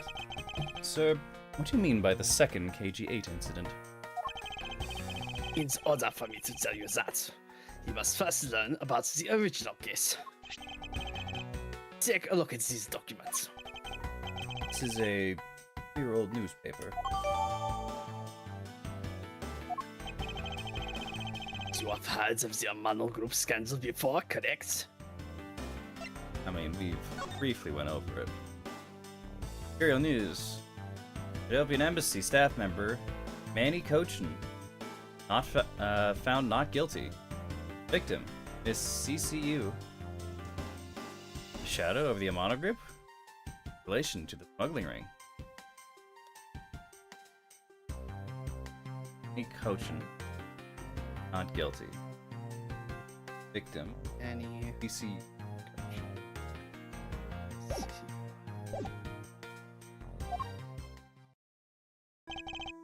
Yes, I have.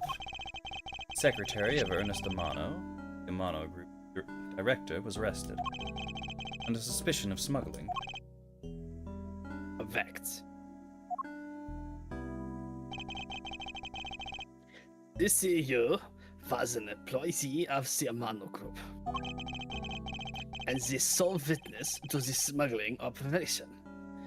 It was she who brought the crime to light. However, Monsieur was silenced before she could testify in court. Ethiopian Embassy staff member arrested for the murder. Yes, a Kodopian by the name of Manikochan was the suspect. However, due to a lack of evidence, the case went unresolved.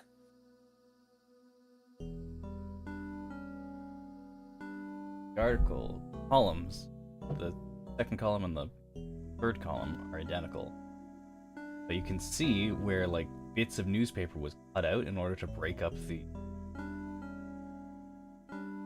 silhouette. So it's not doesn't look completely identical. You can see it right there, right? See it, yeah. Like right in that second paragraph is very clearly another newspaper that was like pasted on top.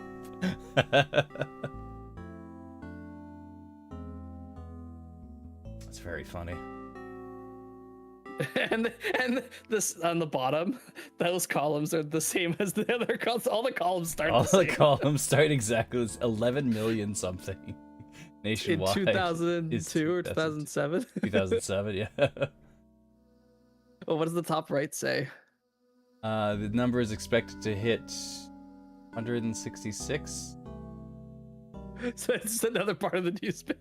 And the top left is the same. The number is expect. The number is expect. The number is expect. The number is expect. The number is expect.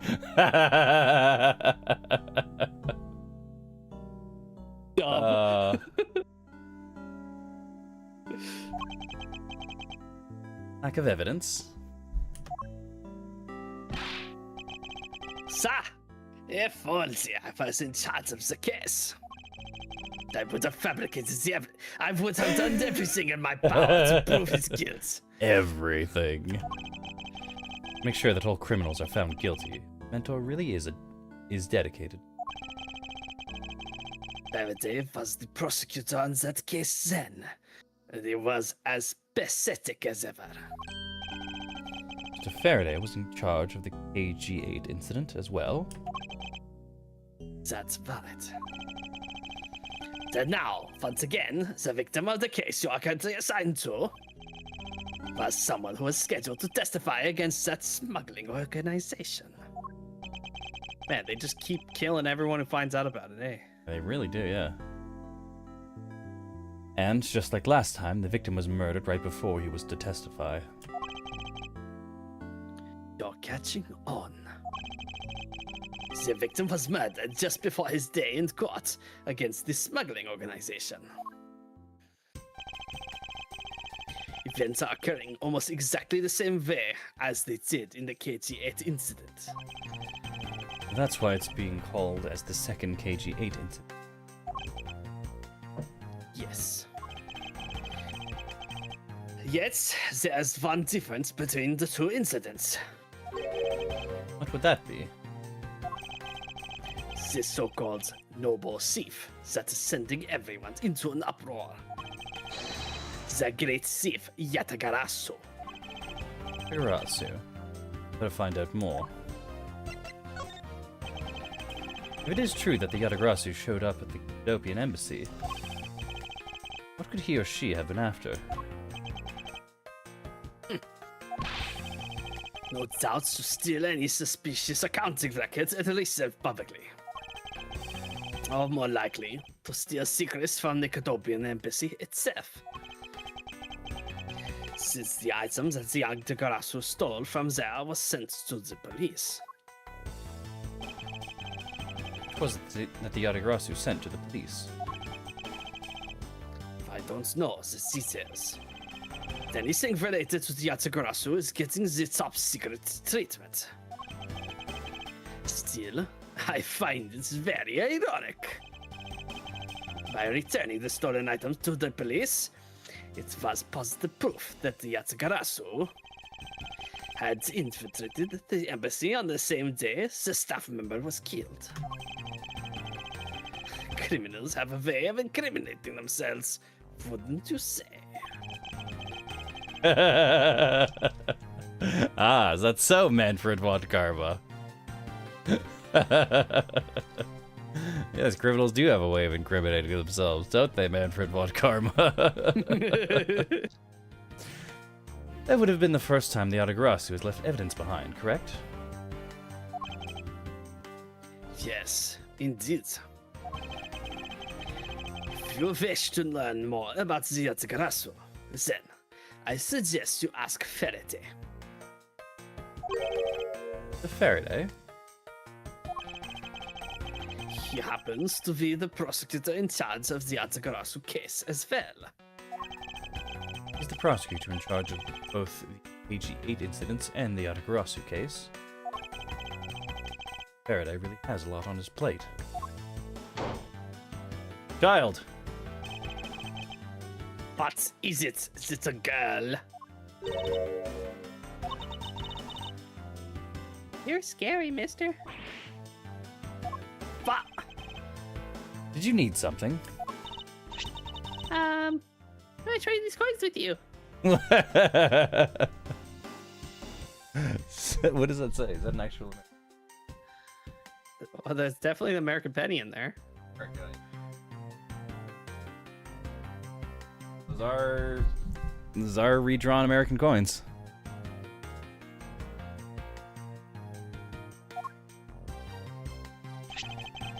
A fistful of dimes, quarters, and pennies. It looks like you've exactly $1. Is this what you want? Thanks. That's exactly what I needed. Will the child be here to watch the trial? How disrespectful for a child like that to be running around inside the courthouse. Does no one have respect for this country's due justice system anymore?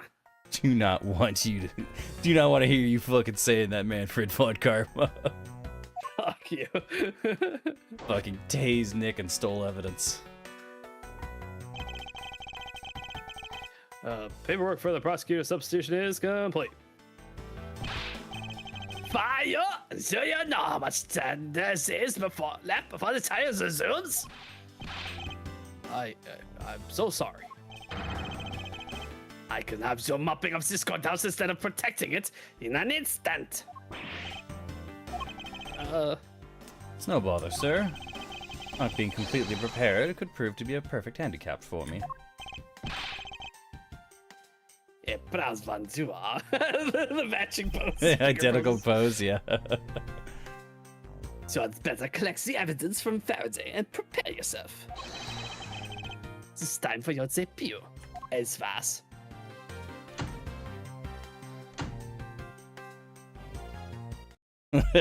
And that's how we met Kay. We're actually in a courtroom. Oh my god. Oh my god, we're in a courtroom. We're doing actual attorney work.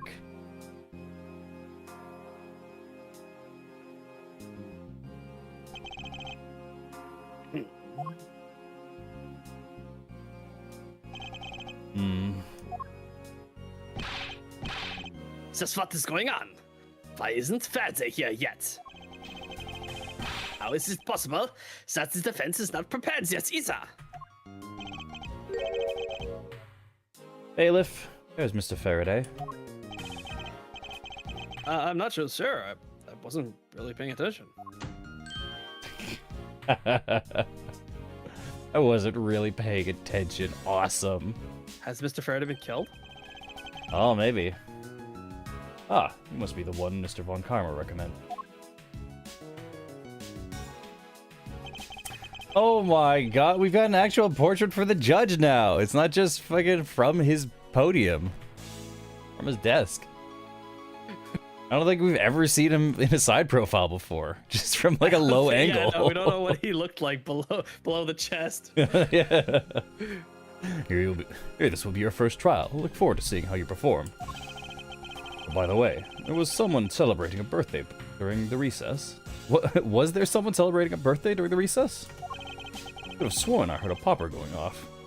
Awesome. Someone got shot. Amazing. Come to think of it, the other day with my grandson. It looks like the trial is about to resume. However, Yes. It would be all but impossible to prove the witness a liar. Without the evidence from Faraday. well, we are in an inquisitorial system. Like, people are presumed guilty until proven innocent. What is that blasted buffoon up to? He's down. Be dead. It's an emergency, sirs! Oh, It's Gumshoe! Gumshoe. Right, it wouldn't be me, kids. Silence! Sesame, no yelling is a sacred hall of law. Speriff, removes this man from the courts at once. Stop yelling at me, Mr. Von Carbo, sir. Please, wait. You have to listen to me. There's an emergency. Defendant lobby number 2. Mr. Faraday and the defendant. The two of them, they're both dead. What? Ah. What? Well, I suppose that wraps things up. It's been 7 years. I still don't know how to shave without cutting myself, sir. September 10th, District Court hallway. Who the fuck is this? Take back. Ugh. No You one's allowed have on come the from a crime completely scene. different game. This dude has come from a completely different detective game. He's got bullet holes in his tie. His tie and his jacket. Holy shit, what a detective. I'm the one Gumshoe wishes he was. No, I can't use Lance for him. I gotta use something else. What voice do you hear when you see this? Ah, a really real tough guy voice. No one's allowed on the crime scene. Period. That's good. Just who does this oddball think he is? This is becoming quite the hotspot. Isn't she Mr. Rell's defense attorney? The Lady Justice earrings. That's so yeah. funny. The scales. Hey you! No running in the hallway, pal. That's gotta be Gumshoe talking. Is it Gumshoe? Yeah, I guess we still don't know his name. Yeah, we Okay. don't know his name yet. We sprinted out. I thought he was yelling at Gumshoe, some off-screen cop. Hey, you! No running in the hallway, pal. And who are you to tell me what to do? Never find out what's going on like this. Time for some civil discourse.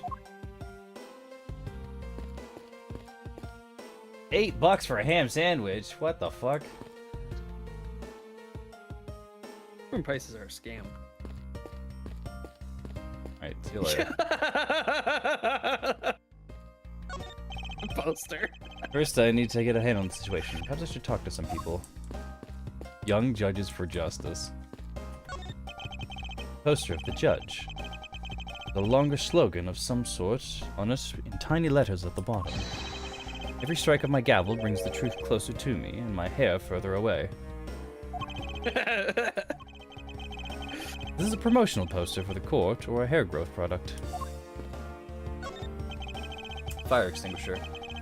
If one were to be hit in the head with this, because the victim would lose a memory or two. Which one was that? That was that was chapter 1 of Ace Attorney 2. Chapter 1 is. That's the one yeah, where okay. that's the one where Maggie Bird is introduced. Right. Cause Nick gets clocked in the fucking head with a fire extinguisher. Then he gets his phone stolen.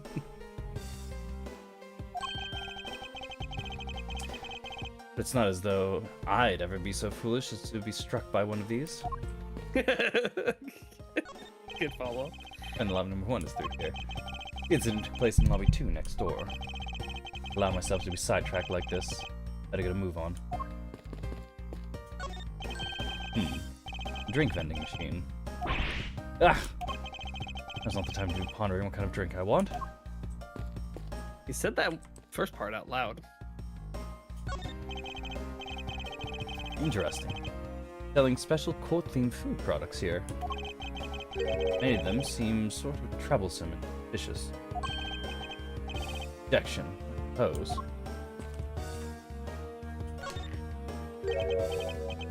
And you are... Oh, me? Hey, pal. It's common courtesy to tell someone your name first before asking theirs. Ugh.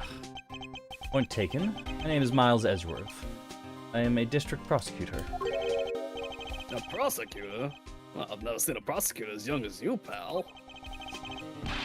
Told you my name. Now, would you mind telling me yours?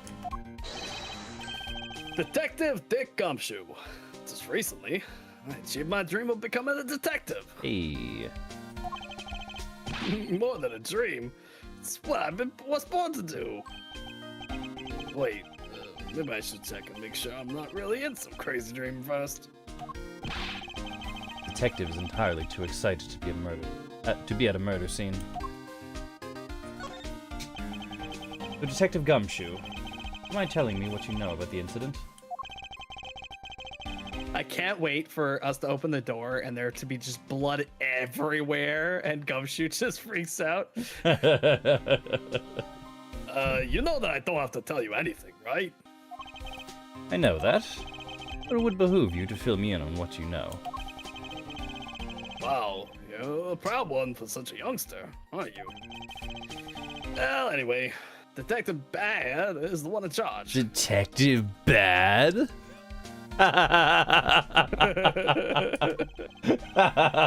Ace Attorney rules. So, you're just gonna have to ask him for the details, okay? As for me, I was guarding the door to defendant lobby number 2. Courthouse map, partial, alright. Lobby number 1, lobby number 2, 3rd floor lobby. Right, so somebody was in the Courtroom. courtyard and they shot the defendant through the window. Clearly. But it'll probably be more complicated in that they didn't just walk into the courtyard. They probably were in defendant lobby number 1, then went out through the window, then went back through the other window. Probably. You were on guard, detail. Did you notice anything strange while you were on duty? Well, I freaked out when I heard a gunshot, and then it kind of froze. You're a detective, and a measly gunshot scared you that much? Then again, I can hardly claim to not know what it's like to hear one at close range. Then Detective Bat came running to the scene. Went to lobby number 2 together. Both men were just lying there dead. Is that everything?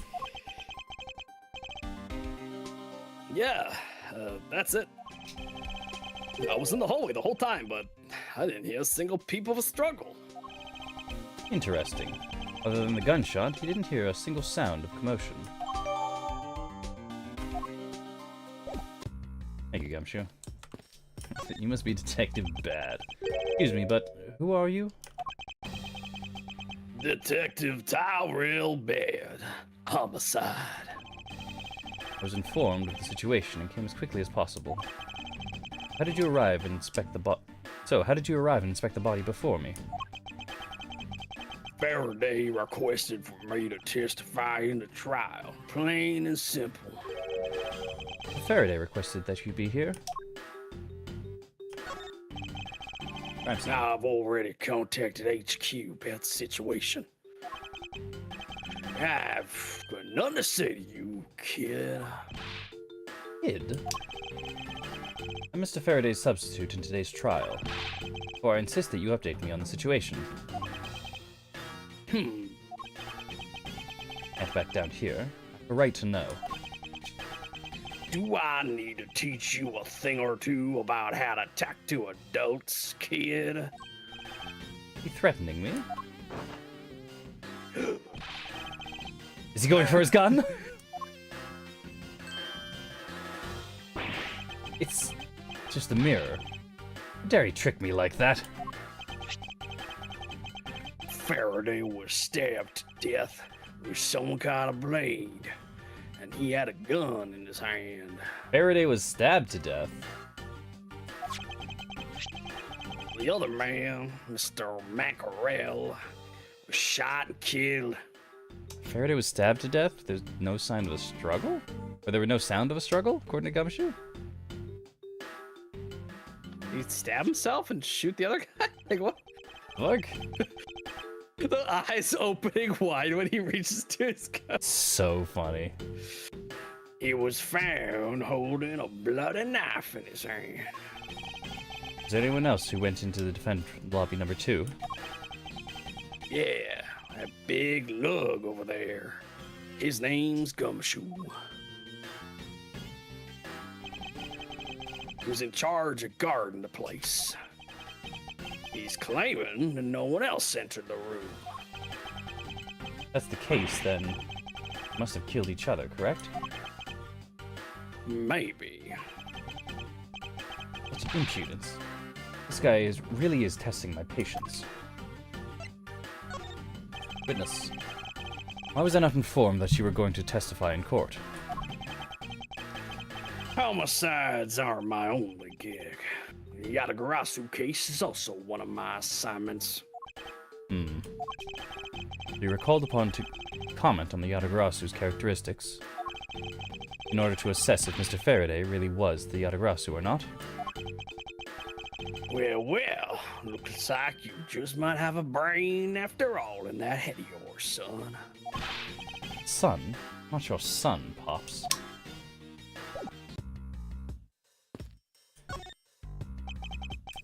Damn, look at the forehead on this lady. You have a minute? More like a 5-head. God. You know, I'm not really into talking to people I don't know. Especially at a time like this. I apologize for not introducing myself before bothering you. My name is Miles Edgeworth. He's so much more polite with her. No kidding. Freckles, I know. I like her design. She's very cute. My name is Miles Edgeworth. I was to take Mr. Faraday's place in court. Edgeworth, huh? I've never heard of you. Faraday's substitute is a newbie, huh?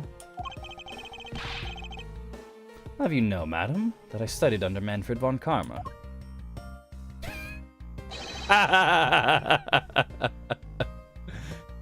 Do not take me for some naive novice. Do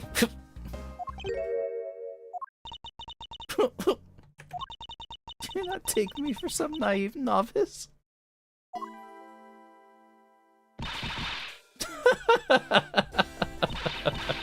You're a student of Von Karma. I should have... Those clothes are a dead giveaway. Stop right there. These are the garments of one who has gallantly presents the facts. Gallantly? Thanks for the great laugh, but try not to make me laugh so much, okay? I wasn't trying to do anything of the sort. Just kidding. I was just goofing around. By the way, do you know who I am? My name is Callisto Yu. DCU? And if you're telling the truth, then we were about to go head-to-head in court. The sister of the woman who was murdered? Oh, maybe. But of course. I've heard much about you, Miss Yu. But of course, I've heard much about you. You're a regular Shakespeare. Can I say something funny? I'd like you to update me on the situation. I don't really know anything. Why should I talking to those detectives over there? If that's the case, then why are you here?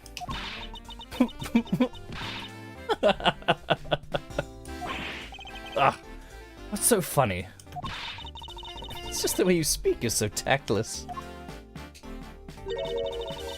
Person I was getting called out. Fuck yeah. Person I was going against in court until only a little while ago was just murdered. It's not like I could go back to the courtroom pretending as though nothing happened. That's a good point. I apologize for asking an insensitive question. It's fine, don't worry about it.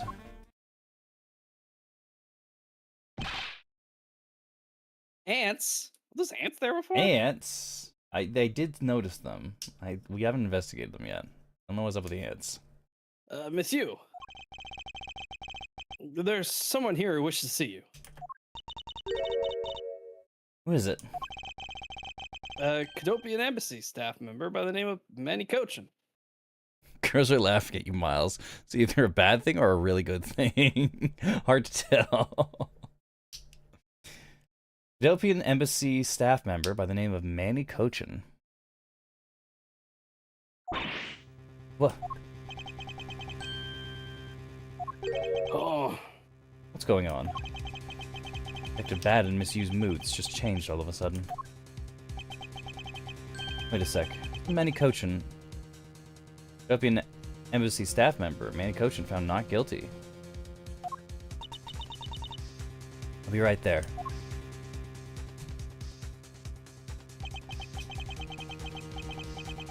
It's nice to see you again, Miss Yu.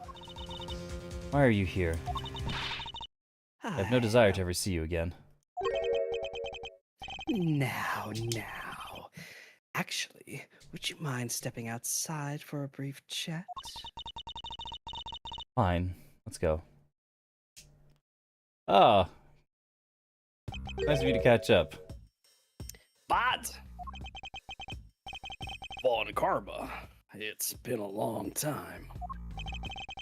I knew you would show up. So usually do this when the other grass was involved, and I see this case is no exception.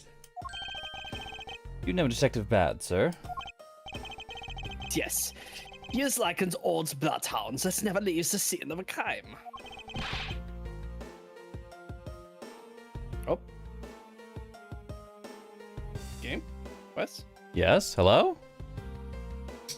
Just a minor hiccup. Okay, we're back. Oh my god. Don't scare me like If only that. you would get a promotion and move on. It's the crime scene where detectives most useful and effective. It's not like it don't know that. Moving on so bad. The man that I just passed by. Was he not the suspect from the KG8 incident? I was right. Just what is that man doing? Wandering around here. That's Faraday. I can't believe he's not such an easy catch away. Imbecile. I would have proved his kids in 3 minutes. Is Manfred that much slower because he's got a cane? It took him a while for him to catch up to us? It might be. Well, we did yeah, because sprint Gumshoe out, did yeah. say, don't run in the courtroom, pal. Yeah. Von Karma, I think you said enough for now. It's in poor taste to speak like that about the departed. Very well. It's back on topic. I'm placing Ezra in charge of the investigation here. Objection! Oh my god, it's little baby Francisco! Little baby! Look, she's so small! She doesn't even have a whip. She doesn't even have a whip yet. She just got a riding crop. Yeah, it's just some riding crop. That's adorable. It's adorable.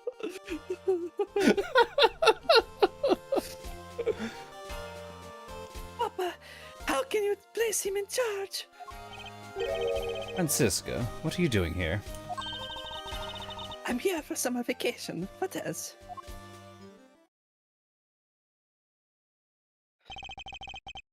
Francisca von Karma. So she is here on vacation from Germany. They are from Germany. They are German, yeah, I thought so. I was just making that up because his name was Von Karma. They are German. She's the daughter of Manfred von Karma and a student of his, who's also a junior to me. You're the ones who's junior to me, and don't forget it. Stop reading my mind. This is my monologue. I'm trying to introduce you. You're not conveniently avoiding the bar examination, are you? Aha! If you were to pass, then I have absolutely no trouble at all. I'll never allow myself to lose to you. Never. Does she always have to be this competitive? Anyway, Papa, are you really assigning Miles Edwards to cover the case? Yes, I am. Why do you ask? Well, you know, I'm close to becoming a prosecutor myself. I'm 100% confident that I can do a better job than him. It's just like Francisca. No problem bad-mouthing someone right in front of them. Bad. Yeah. This two will be conducting the investigation. What? 2 children. Want me to let both these kids loose on the crime scene? This is a perfect opportunity for them to work on their prosecutorial skills. A crime scene is not the place for children to be messing around in. I'm the one with authority over this crime scene, but I will not tolerate complaining. Huh. It's was. Francisca, shall I leave the case to the two of you? Understood, sir. Yes, Papa. I just go take care of the paperwork now. Remember, I'll accept nothing but a perfect report for the both of you. Do not disappoint me. There he goes. Hold up on Karma. I still haven't agreed to this.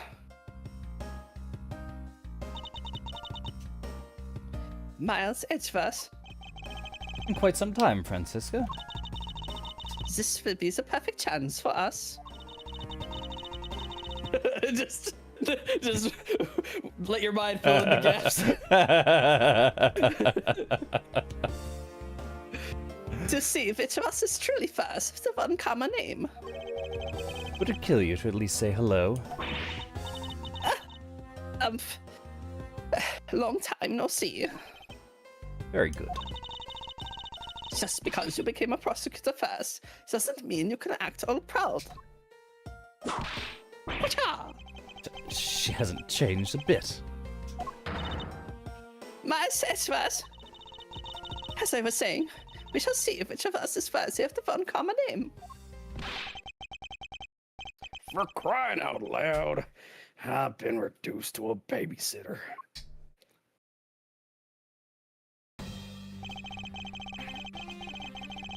Looks like Mr. Von Karma was successful in convincing the detective. That's just like him. He never fails. I would appreciate it if you could quickly run me through the facts, Detective Bad. You're better off checking things out on your own. Oh yeah, do have. You were here when we introduced Detective Bad. What a fucking... What an amazing design. Dudes are ourselves from a different... That's what I said! Very well. Feels like getting help from Detective Bad will be a most arduous task.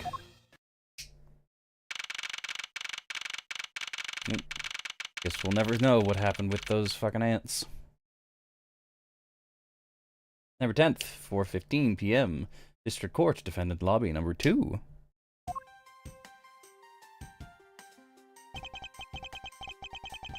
Ugh. Is the only real explanation that they killed each other simultaneously? That's first. You should listen to someone until they are finished talking. What are you talking about? Let's only say it one more time. This is a competition to see who is truly worthy of the one common name. Competition? The person that figures out the truth first wins. The person who doesn't discover the truth is a dishonor to the name? Exactly. Don't care since you became a prosecutor before me. I mean, I do, but I'm not going to say it. Simply refuse to hear any more foolish things come from your foolish mouth. Still talks the foolish fool. Amazing. Fantastic. Phenomenal. Fine, whatever makes you happy. Can I take that as you accepting my challenge? Once again, whatever makes you happy. Well then, let's begin the investigation, shall we? I'm going to find the perfect evidence and fitly present it like the professional I am. You need to discover the truth behind a crime. How delightfully childish.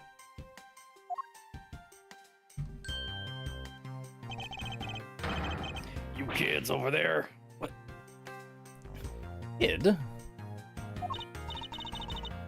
Says if it's Miles, he just called you a kid. How old is you, Francisco? You are 13. That man is 24. What?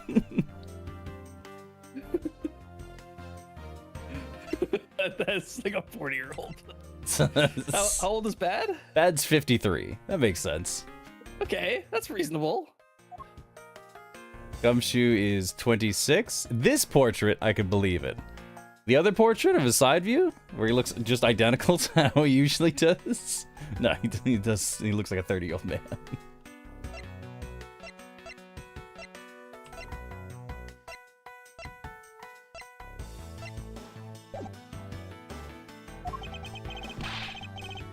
I said kids. Kid.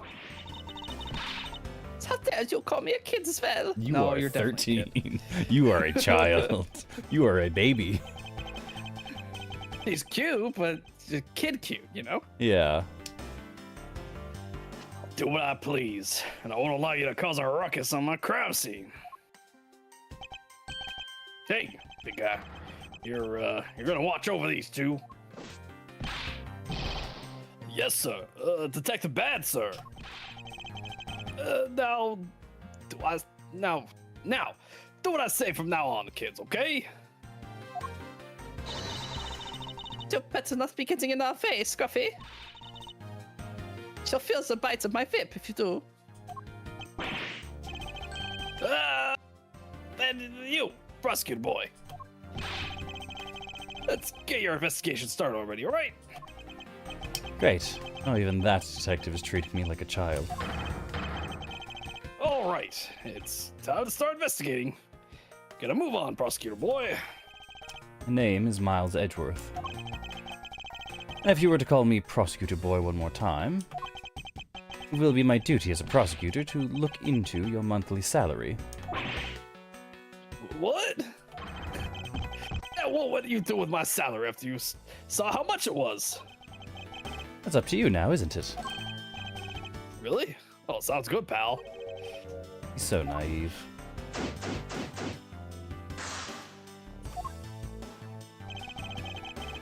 Detective Bad, may I have a word with you?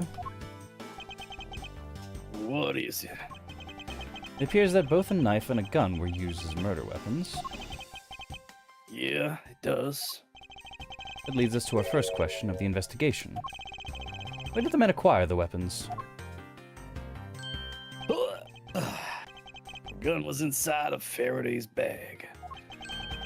And there was a piece of evidence that was presented in the trial earlier today. He just had a loaded gun in his bag? Even if it's evidence, you unload that shit, right?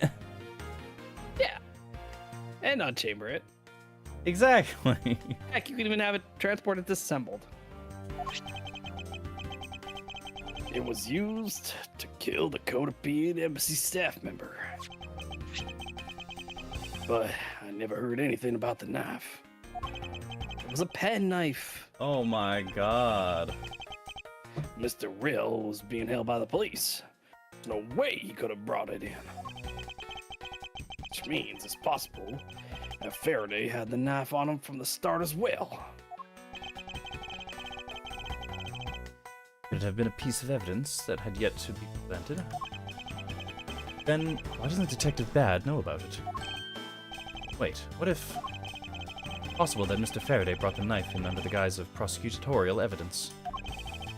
He could have then brought it out and attacked Mr. Rell with it. Huh. Maybe you've got a brain in there after all, kid. Ugh.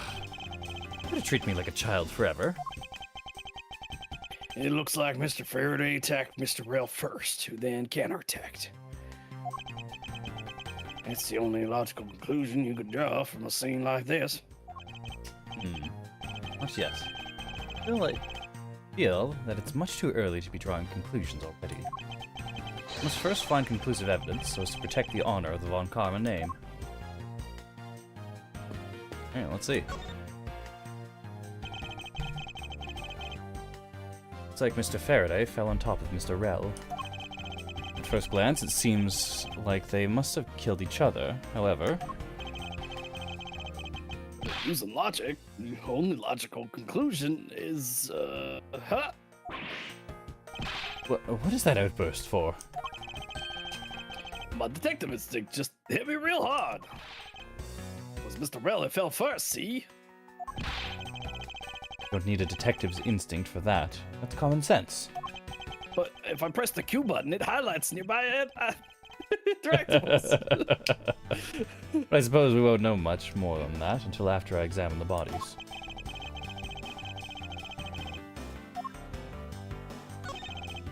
Mr. Faraday. How ironic it is for him to lose his life in a courthouse. Yeah. Why'd it have to be like this? I don't know what to say. Can't believe this happened while I was on watch, pal. Rather than beating yourself up, you should spend your time continuing the investigation. Didn't you become a detective in order to solve crimes? Yeah. And get back to work. Find out the cause for his murder. Right. I'm on it, pal. First he killed a Cadopian embassy staff member, then he was murdered himself. This guy wasn't exactly an angel. Wasn't exactly an angel, you know. Oh? What makes you say that? Well, he's been hauled into the precinct several times for theft and assault, pal. So, yeah, he's definitely the type to have committed a murder or two. Well, he did admit to killing Mr. Deedman. Hey, good point, pal. I knew my detective intuition was telling me something. Detective's intuition? Yep. Do you know about it? It's a special feeling that all detectives... We don't have time for this conversation right now. Let's return to the investigation.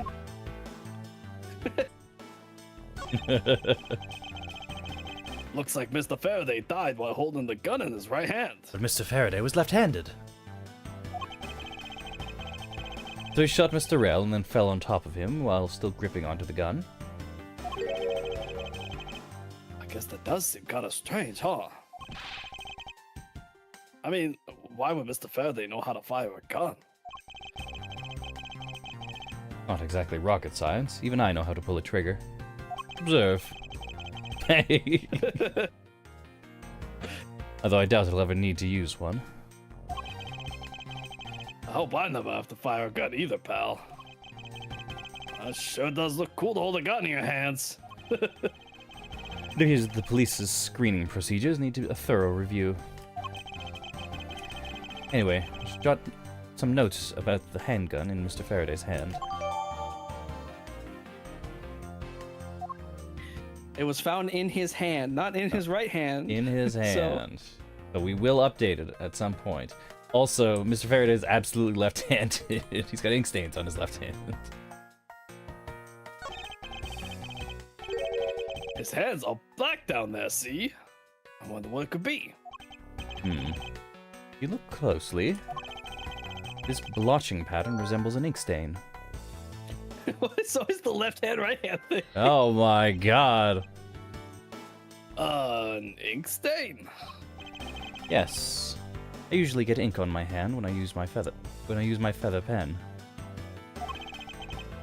A feather pen? I've never seen one before.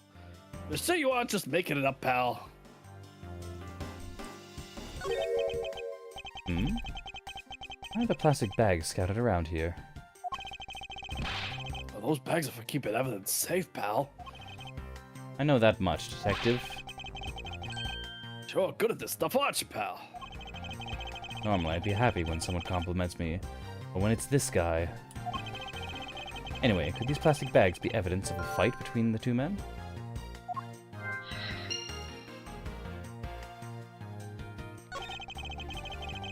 Looks like Mr. Rel died with the knife in his hands. There's some blood stuck on it. Then he must have used this as a weapon. Yep, no doubt about it. Mr. Faraday carrying this on his personage. Did you bring this as a piece of evidence for the trial? Or did you bring it with a very different intention in mind? Did you jot down some notes about it? Found in Rel's hand. Oh, but it was found in his right hand. And Rel is left-handed too!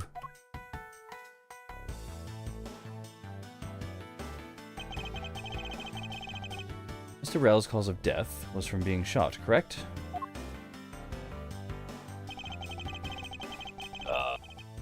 That's what we think, but it's hard to tell with him lying face down.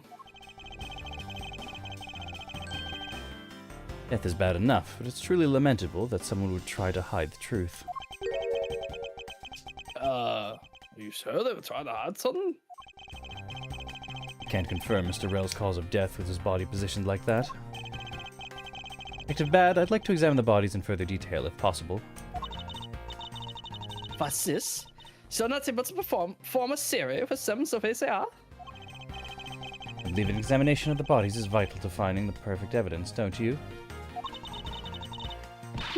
I suppose you did have a point.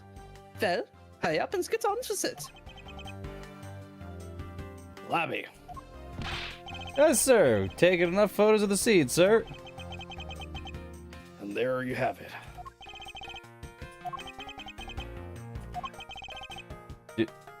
Do you not approve? Of course not. What? Investigation of a crime scene is the work of the detectives. Don't touch a thing. Hey, big fella. Turn over the bodies for me, will you? Okay. Please forgive me, Mr. Faraday, sir. Gumshoe, do not get emotionally involved. Remember, you're a detective. Yes, sir. Understood, sir. Oh ho ho.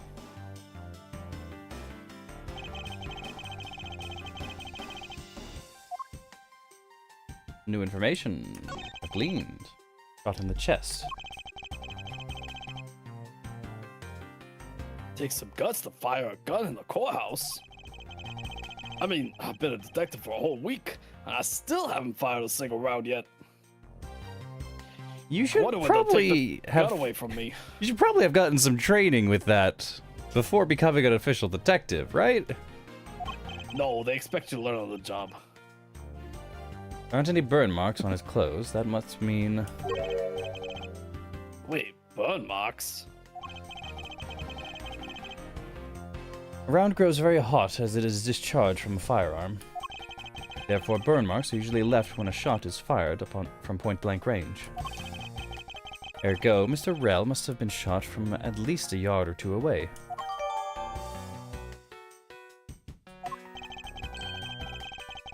Sure do know a bunch of these stuff for your age, pal. They even teach me that. Apparently, this detective has much more has as much common knowledge as your everyday marsupial.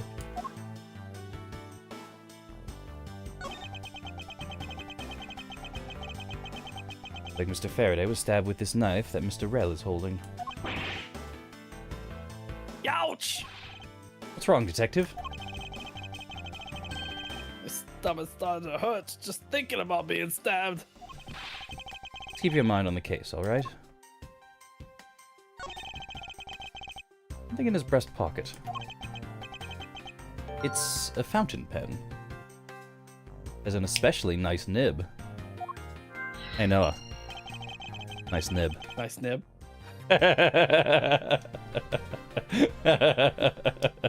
Hey, you know, I always keep a pencil behind my ear. It's because Detective Bad's always telling me. You should write your name on everything you own. Yes, somehow you do strike me as quite a forgetful individual. Nice nib, bro. Here's a knife with this chest here, see?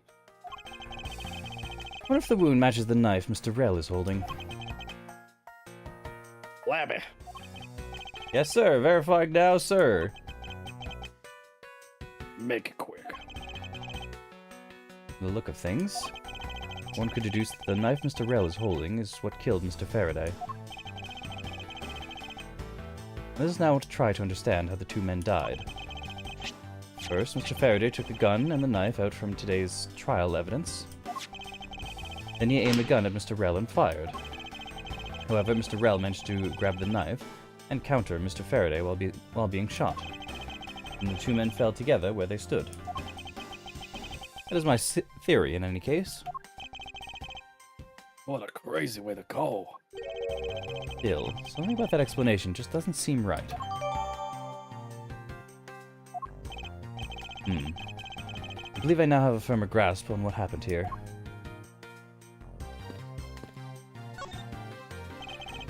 Neither of them were hit in the heart. Am I right or wrong? Well, They both hit in the heart.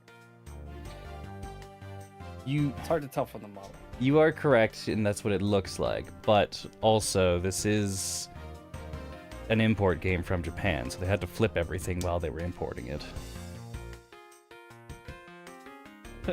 Wait, really? No, not at all. About? What? But that's what they did for. I remember. I forget what it was, but like, there's one game where like when they imported it, they had to flip everything. I think it was. What's the Wii Zelda game? Oh. Twilight Princess.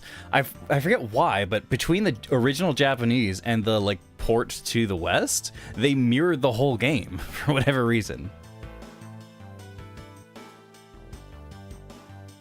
Have something to do with like expectation of right-handed sword versus left-handed sword? Maybe. I don't remember the specifics of it, but yeah.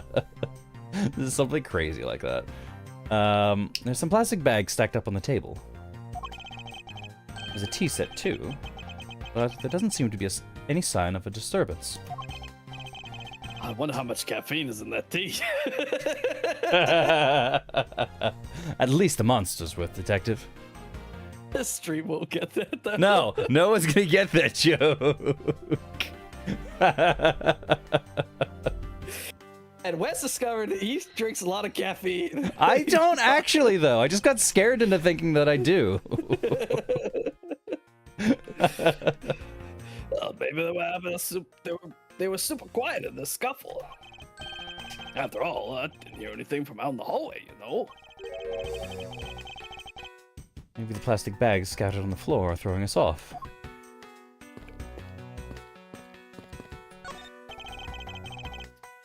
There's some stuff in the bag, pal. Suppose this was Mr. Faraday's bag. Probably the trial evidence I was supposed to collect from him. This is the evidence? I better not touch it. I'll leave prints on it. You just not pay attention to anything you do.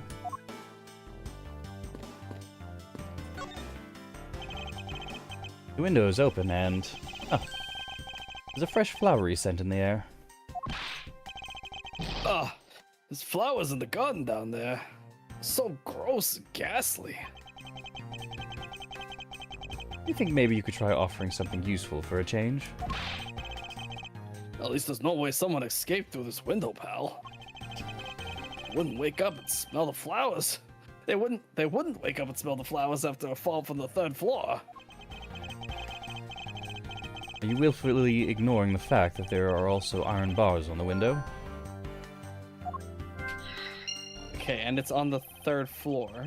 Yeah. So it's not somebody just standing outside. Yeah, not someone standing outside and firing in. Somehow.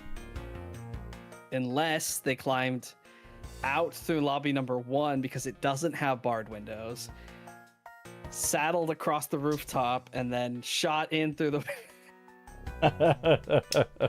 Yeah, I guess there's that too. Either way, no one could get through these windows, right? Thought of everything when they were designing this courthouse. Very nice. Not even a small child?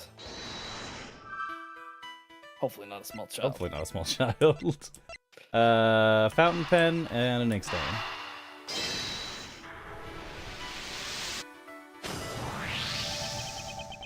Splotch on Mr. Faraday's hand. I wonder if it might be from the ink from his fountain pen. Oh, let's ask the lab guy. Detective Gumshoe! I confirm that the substance on Mr. Faraday's hand is the ink from his fountain pen. I see. Good work. I've always wanted to say that, even if it's just one time in my life. If Mr. Faraday wrote with his fountain pen in his left hand, I think it's fair to assume he was left-handed. It appears that Mr. Faraday's pen is very important to our case as well. Okay, if you say so, pal. Oh ho ho! Quality nib. A quality nib.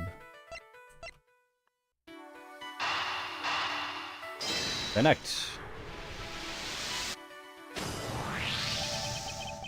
A very tidy pile of plastic bags on the table.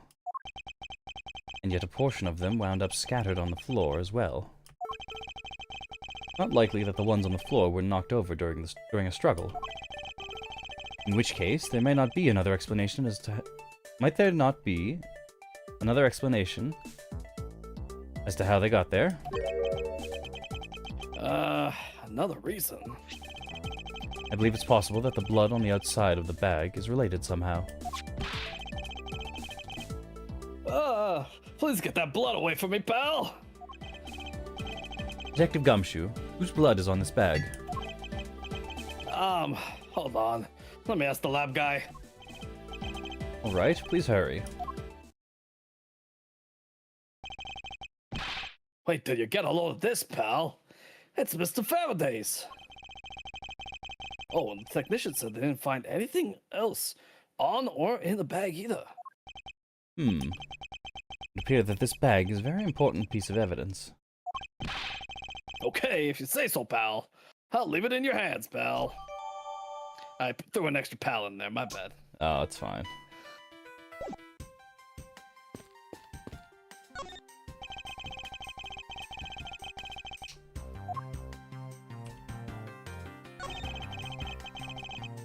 Mr. Faraday is holding a gun in his right hand. The one Mr. Rell got blown away by, right? Larry, your answer. Yes, sir, we found that the ballistic markings do match that gun. Oh, ballistic markings are The figurative fingerprints a gun leaves on a bullet when fired. Every gun leaves its own unique ballistic markings. Therefore, by looking at the markings on a bullet, you can tell which gun it came from. Yeah, that's it. Of course, I already knew all about that, pal. Maybe you'd be better off going back to the academy. Come on, sir. Cut me some slack, will ya?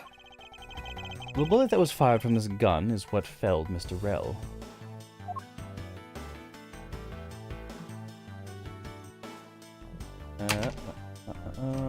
Necklace? Was there something there? No. No. The wound in his chest we already looked at. The bullet wound on the... Yeah. Nope, all good.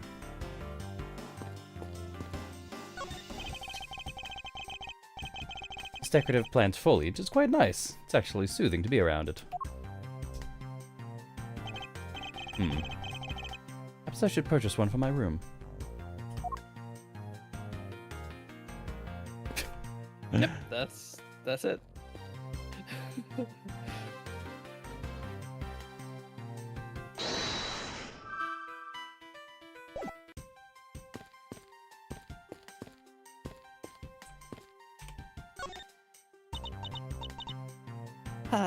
I see.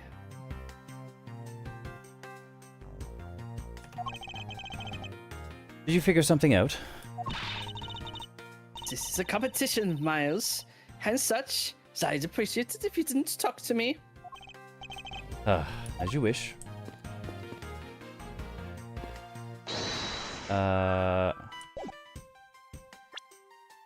I assume that here's our deduction window. Did we finish talking about the? Check his face. I know you checked the bad guy's face, so, but yep. No, it's just that. Okay.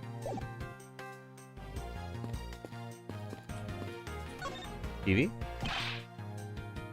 Whoa! What is it, Detective Gumshoe? My TV at home is so tiny compared to this one, pal. God damn it, Gumshoe. Perhaps you should purchase a more normal-sized television like this one. Normal-sized television? Oh, let me see. Wow, this thing is huge! Ah! Wait, too noisy.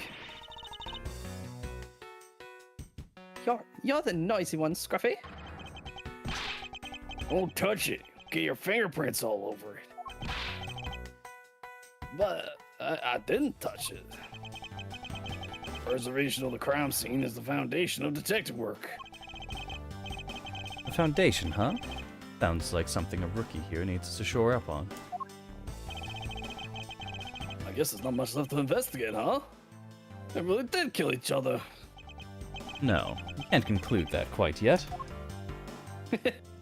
Full finger wag. This is something I find very peculiar here.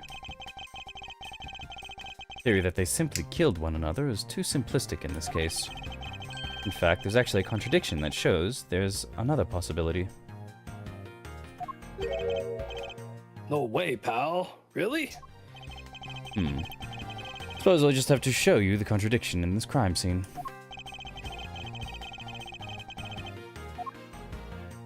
Oh, there's the deduce menu. It is indeed.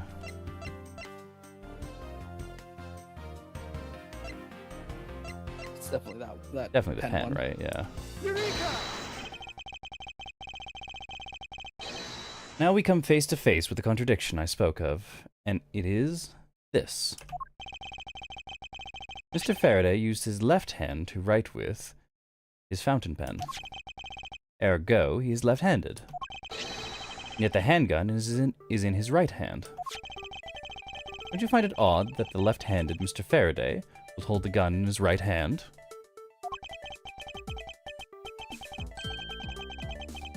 I feel like he's saying pal way more than usual. I don't remember him saying this much. I think it's about the normal amount of pal. That's how I usually start the Gumshoe accent. Hey pal, how you doing?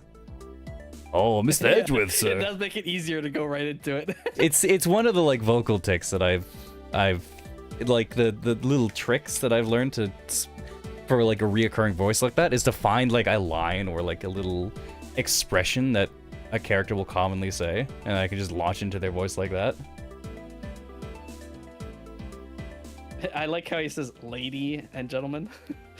That, lady and gentlemen, is a great contradiction that haunting this crime scene. Hey, you're right, pal. That does seem kind of strange. It is. He just says pal a lot. Hey, pal, you're right. It does seem kind of strange. I don't think he says it usually twice in the same line. It is a lot, yeah. Twice in the same line's a lot. But at least once a line. At least or every other line. But how could something like that happen? The facts add up to one conclusion, and one alone. Someone else put the gun in Mr. Faraday's hand after he died. Someone else? Plastic bags scattered on the floor and a gun in the wrong hand. Sense the presence of a shadowy figure behind this case. A person of vile intent who is serious about keeping the truth from us. Investigation complete.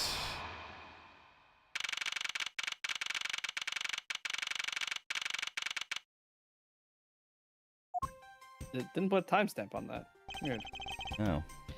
Here's the autopsy report. She's so small. It's a whole head shorter than Miles. It is probable that Mr. Fair survives for a short time after he was shot.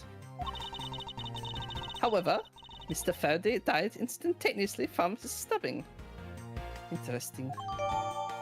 Oh. tiny German lady.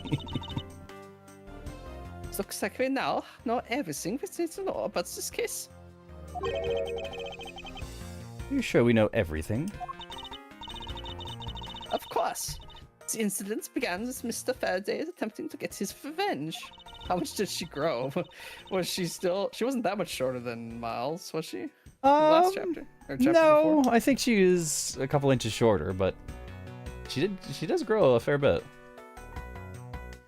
The prosecutor went into a rage from being accused and tried to accuse the defendant. But the defendant fought back and they ended up killing each other. It's all very clear and simple. There's absolutely no margin for doubt. You really believe that to be the truth? Ha! You're saying this is just because I figured out the truth before you. It's that you don't want to believe it's true. Ugh. So right. If you disagree with my argument, then prove me wrong. Well, if there are any contradictions to be found, that is. Don't worry, I will. What happened? Argument.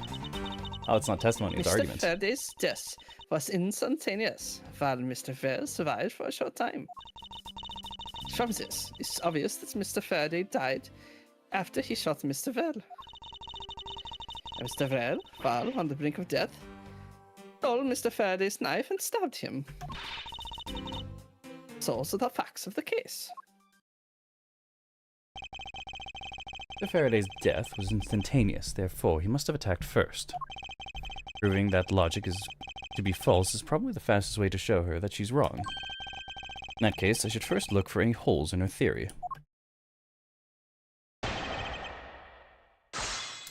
We have Gumshoe's testimony.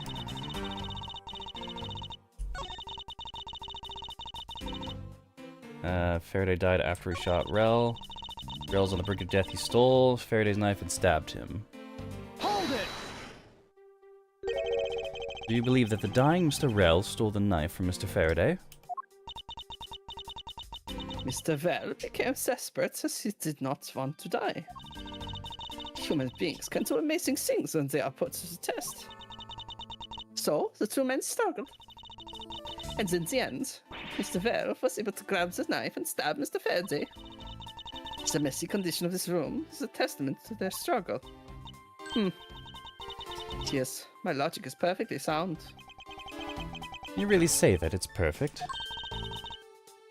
So you're insinuating? Nothing. However, I can't let what you said slide by without further inquiry. One must be clear and precise, so if you could append that statement to your testimony. Fine.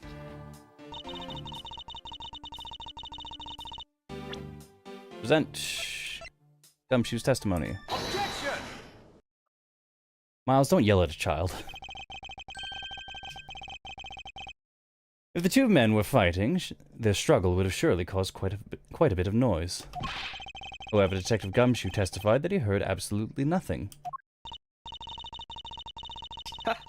You placed too much faith in that detective's testimony, you know. But for the sake of the argument, let's say there wasn't a fight. How then did Mr. Vell get his hands on the knife? Mr. Faraday's bag was sitting right here in lobby number 2. Not hard to imagine that perhaps Mr. Rel saw a chance and took it out at some point. So what you're saying is this. Mr. Vell took the chance when he saw the opportunity and took the knife from the bag. And then Mr. Faraday shot Vell after being stabbed.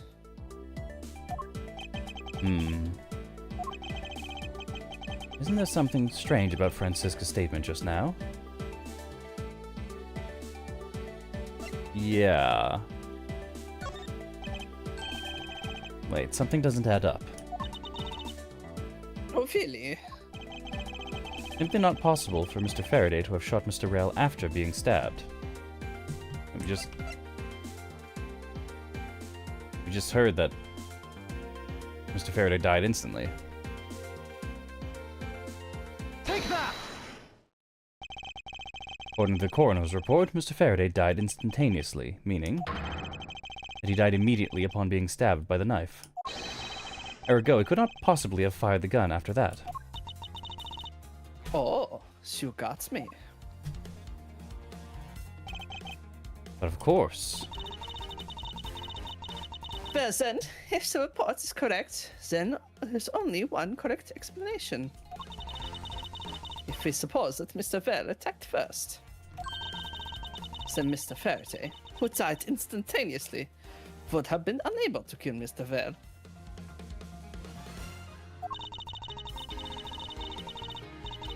Therefore, Mr. Vell must have stabbed Mr. Faraday after he was shot, then they both died. That is the only explanation that makes logical sense. Negating your opponent's ideas in order to prove your own theory. I see you've been studying, Francisca. I just want to explain it to you as simply as possible. Before you foolishly propose a foolish theory that only a foolish fool like you could. How naive of you to believe that only your opinions are valid, and still expect to discover the truth that the entire crime scene offers you. Francisca, you still got a ways to go. What are you talking about? Are you saying there's a flaw in my logic? Mr. Faraday died instantly. And the fact that he did is what gives rise to the contradiction in this scene.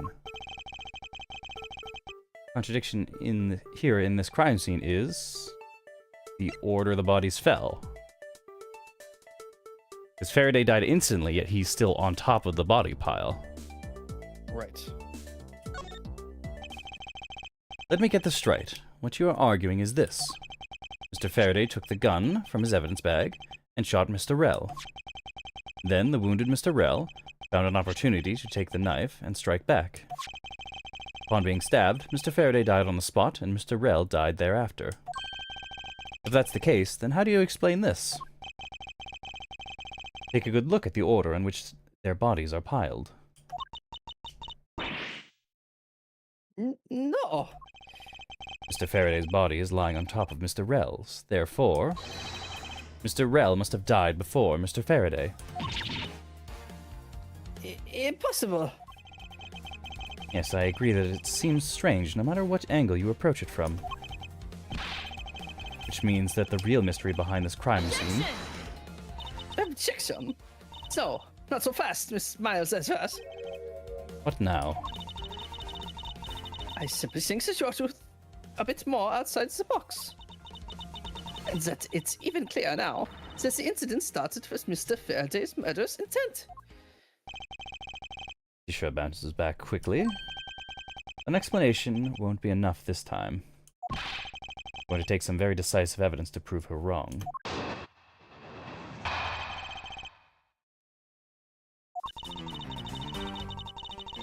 It was just a chance that Mr. Faraday's body fell on top of Mr. Rell's. The two bodies fell into a pile, which indicates that they attacked each other at the same time.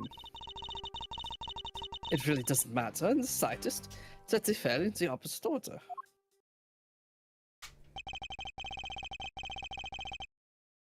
Just know that Francisca's explanation isn't absolutely correct.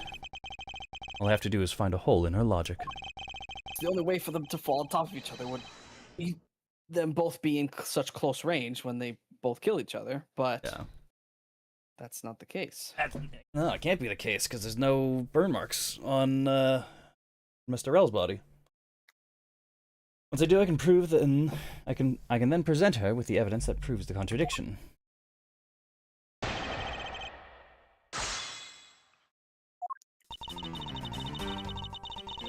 Body fell. Two bodies fell in a pile.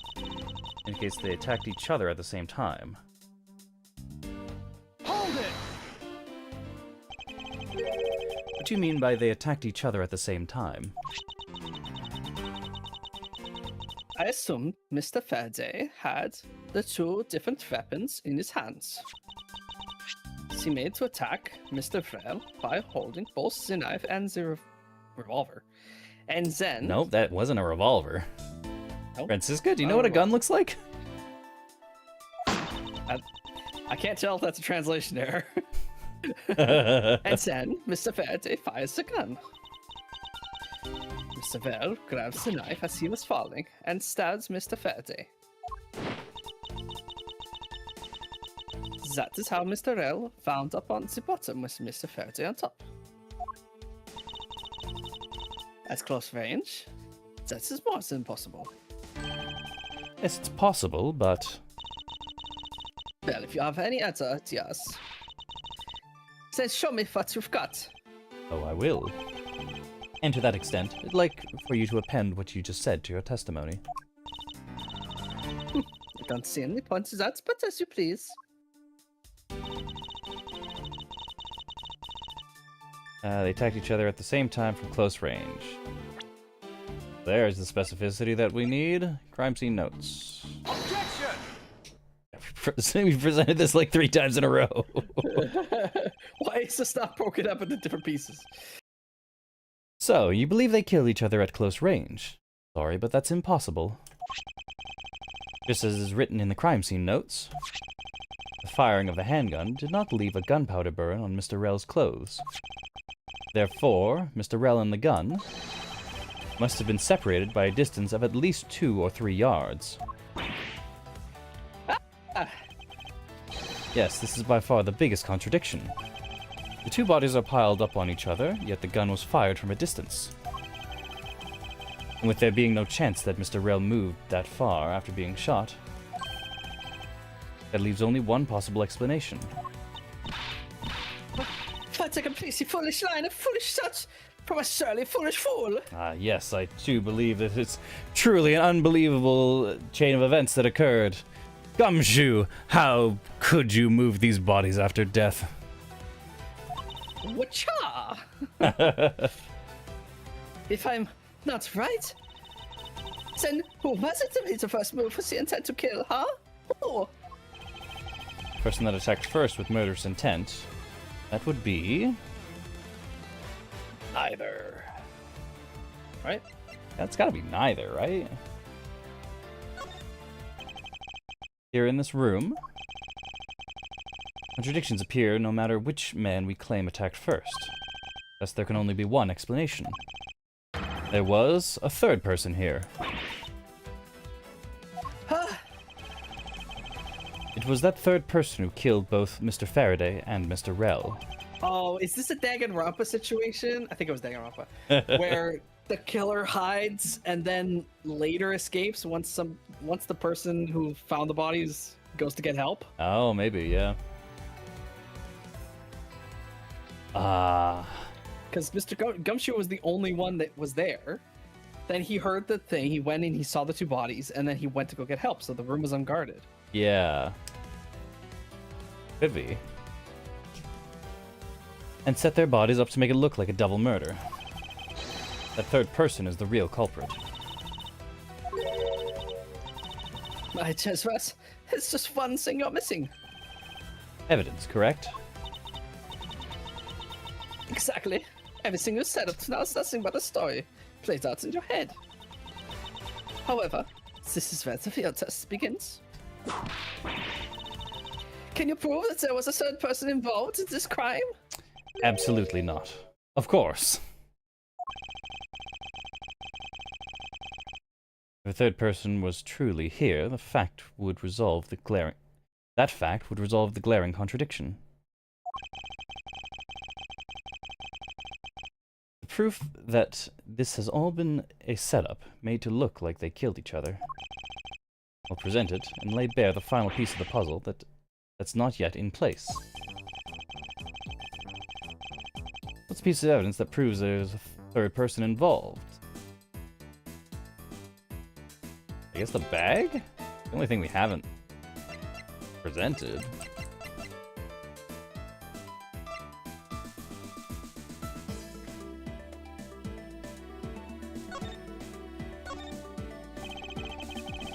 What here is from Mr. Faraday, but there are no clues to be found. Begs the question, do I need to put this bag inside another bag in order to preserve it as evidence?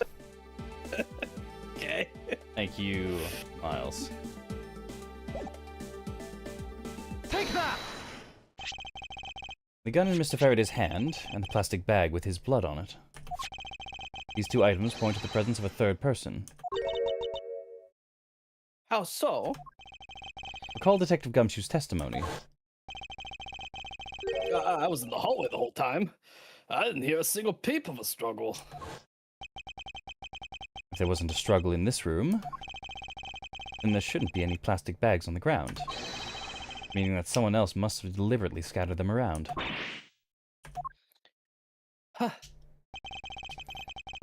you not see the possibility in this? Disregarding the gun for a moment, there's a high probability of blood splatter when a knife is used on a person. If the culprit held the knife with a plastic bag around it, they could use the bag to catch any blood splatter from when they withdrew the knife. Then, by spreading a few more plastic bags around, mixing the bloody one in with them, and arranging the room to make it look like there was a struggle between the two, they were able to conceal their presence. Yeah.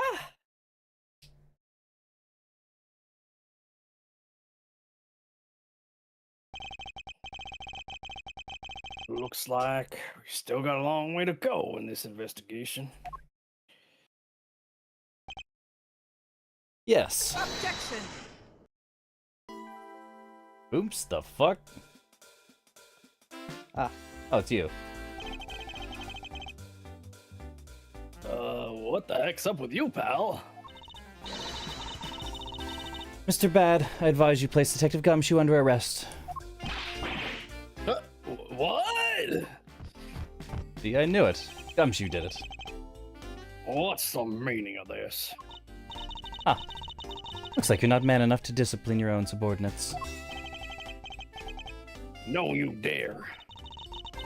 That detective claims he was there standing in front of the door the entire time. But I have it on good authority that it was all a giant lie. Huh? Oh, Gumshoe. Gumshoe, did you commit this murder? It's you. I ask that you please explain that last statement. I'll let His Honor explain it himself. I saw it with my own eyes, I tell you. During the recess, there was a period of time when there was no one in the hallway. What? See, Mr. Bad? So I ask you, why would a detective, who is supposedly doing his job the whole time, want to fabricate such a lie? Gumshoe, did you kill Faraday? Oh my god. No! Of course not, sir. It appears that the one who set this whole crime scene up is that detective. Which basically renders his testimony a complete lie and wholly invalid. It looks like your perfect logic has just come tumbling down, Miles. Ugh. In the hallway the whole time. And hear a single peep of a struggle. Actually, I was tracing the ants. Okay, that's why I got distracted. I was like, "Where are the ants coming from?" Where are Went these ants outside. coming? Where are these ants I saw coming the from? ants. That's. Was that statement really a lie? Detective Gumshoe, you're now suspect in the murder of 2 men. Now, spell the truth or so help me. I'll look at my own reflection. I haven't lied to anyone, sir. Honest. I really was there. I was in the hallway the whole time. Hold it! Detective Bad, I ask that you please do not act without my permission. After all, I'm the one that is heading up this investigation, am I not? Don't talk like you know what's going on, boy. All I want is for this investigation to run perfectly. Perfection is only a fish of a disciple of von Karma, after all. Therefore, before you take Detective Gumshoe into custody, I'd like to set the record straight on something. And what's that?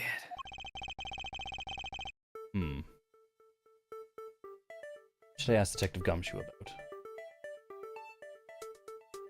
State of the hallway? State of the hallway. Why he wasn't in the hallway? Why he wasn't in the hallway. Motive for the murders. Gumshoe, why'd you do it? Well, you can't be a wrong answer here because there's no health bar on screen. So there is no health bar. Gumshoe, why'd you do it? This is the one thing I'd like clarified. Is Detective Gumshoe's motive for committing this crime? Motive, huh? Gumshoe, you got a grudge against Faraday or anything? No, sir. Not me. Not a single bad thing against Mr. Faraday, sir. Is that a fact? You really have a problem with lying, don't you, Detective Gumshoe? I'm telling you, I am not lying. The more unnatural you act, the more suspicious you become, you know? You want a motive, Edgeworth? I have one for you right here. You please share it with us? However, be forewarned that I won't hesitate to object to flights of fancy. Because all I'm interested in is the perfect explanation. You're so serious, aren't you? Fine. You amuse me, so I'll humor you with a little courtroom practice. Gumshoe's motive? I didn't think we'd actually be going down the Gumshoe's motive route. Oh, okay? why? Okay, yep. Apparently that was the right answer. It was about a week ago. I saw the detective getting chewed out by a livid Faraday in front of the precinct. He stood there, super pale, as Mr. Faraday yelled, "That's a salary cut for you, you nitwit." A brand new detective suddenly getting his salary cut? That's reason enough for a grudge. Well, how's that for the perfect explanation? You totally misunderstood me, pal. No matter how mad I get, I could never hold a grudge. For all, we've cut his salary so many times that he eats ramen twice a week. And that's all he eats. We know that that's true. But without context, I never hold a grudge because I immediately kill the person that angers me. Quiet. Can't trust anything you say. So. Nothing wrong with the motive she proposed, per se. There are some gaps in her logic that need to be filled in. Misused perfect explanation may not be so perfect after all. Gumshoe's motive? About a week ago, detective getting chewed out by a livid Faraday in front of a precinct. You were pale. That's a salary cut for you, you nitwit. Salary cut, that's reason enough for murder.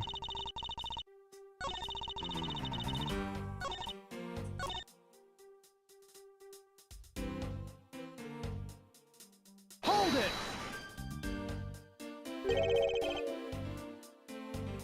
Mr. Faraday was upset. Yeah, you know what else? Mr. Faraday isn't exactly known for getting angry often. There he was, totally beat red in the face.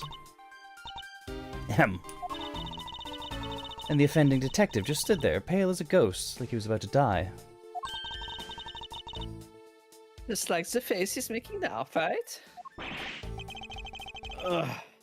I'm completely innocent, I tell you. Poor man.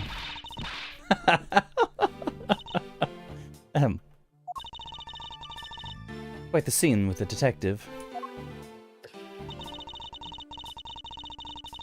Man, this lady just can't hold her chuckles. No, not at all. You just stood there watching this unfold in front of you? Yeah, I have to say it was really enjoyable too. That's why when I saw Detective Gumshoe earlier, I knew I had to steer clear of him. No way. I thought it was because I had something stuck to my face. But you do! Oh. What have I got stuck to my face? Let's start with your eyes, nose, mouth. Oh, and those ridiculous eyebrows. Oh. It's even funnier when he's looking up at his eyebrows. Oh man, messing with your head is just too much fun. Miss Yu, if you don't mind, I'd like to return to your testimony now. Sure, why not? Hold it! Got a new detective salary right off the bat like that. Not really familiar with the way you guys relate. But is this a common practice? Speaking of cutting my salary, didn't you threaten to do that to me earlier too? I suppose I did. It's only natural to cut a versus detective salary down to the actual verse. My father can even fire anyone, new or old, with a snap of his fingers. Think maybe that's reason enough for detectives to hate you people? Oh well, I guess. I really shouldn't cut people's pay. Detective Bad. Don't tell me Mr. Von Karma cut your salary earlier. Is that why?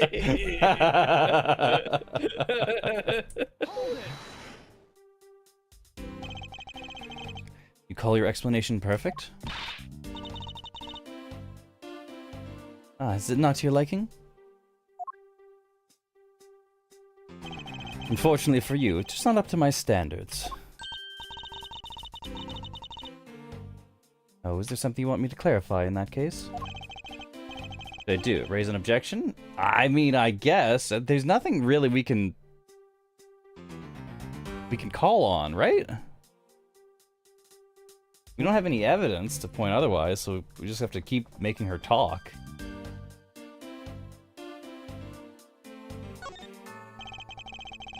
Alright, if you could clear up this one thing for me. How Mr. Faraday was killed. Motive for killing Mr. Rell. Faraday and Gumshoe's relation. I guess if we're talking about motive, then it would be motive for killing Mr. Rell, right? I guess so, yeah. But I think they'll just say, well, he couldn't leave a witness or something.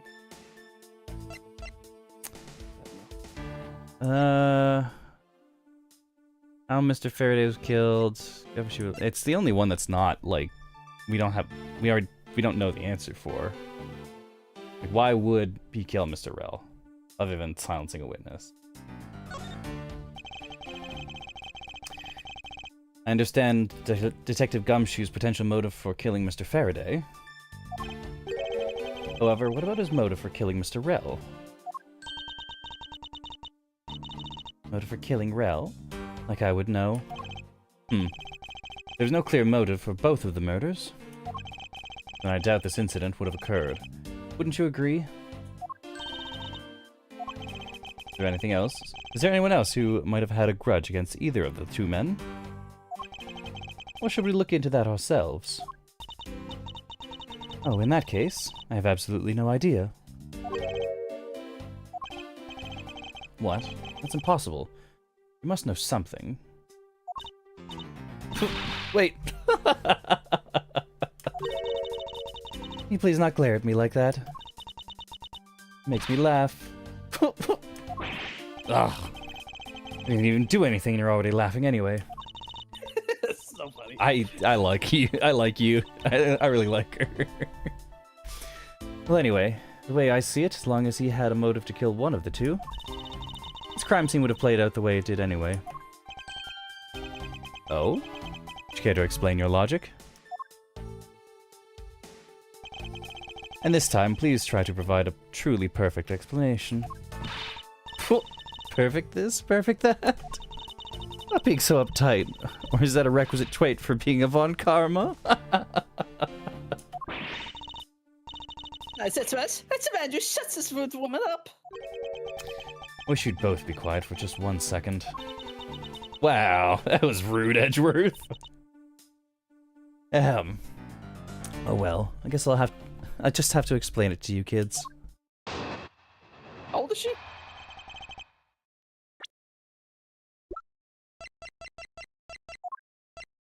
"22. She's 3 years older than Miles." I mean, significantly older. He's 9 years older than Francisca. Francisca is a child. There's no one out there with a motive to kill both Mr. Faraday and Mr. Rell. All we really have to establish is that someone had a grudge against one of the two men. Mr. Rell, who happened to be there, became a witness to Mr. Faraday's murder. Therefore, he was killed out of necessity. Set up to look like they had killed each other. Fuck.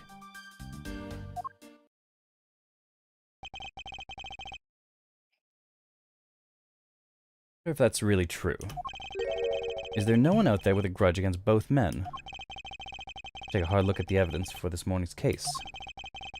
Second KG-8 incident, as people call it, involved an embassy staff member. And the two men who both wound up as suspects in the case. There's someone else I'm overlooking who is somehow related to them. Motive to kill! Amen. Man, been going for a while. Oh my god, it keeps going. We gotta hit a to be continued soon, right? Gotta happen, right? Yeah.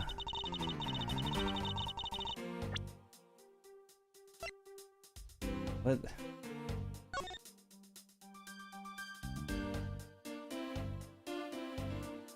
Covey embassy staff member, any Kochman.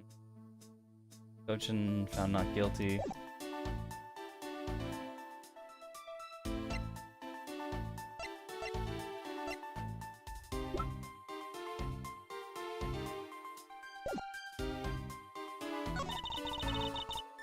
Hold it!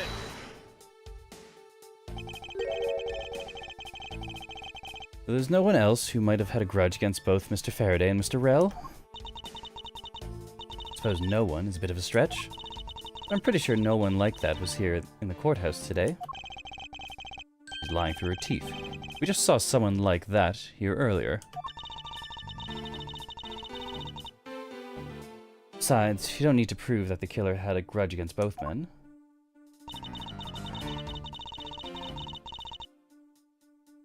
Established that someone had a motive to... He was here earlier. Suspect in the KG-8 incident.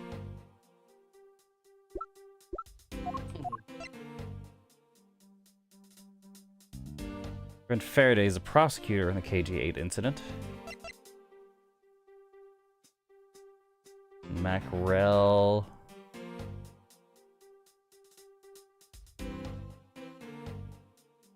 was involved in the second KG-8 incident.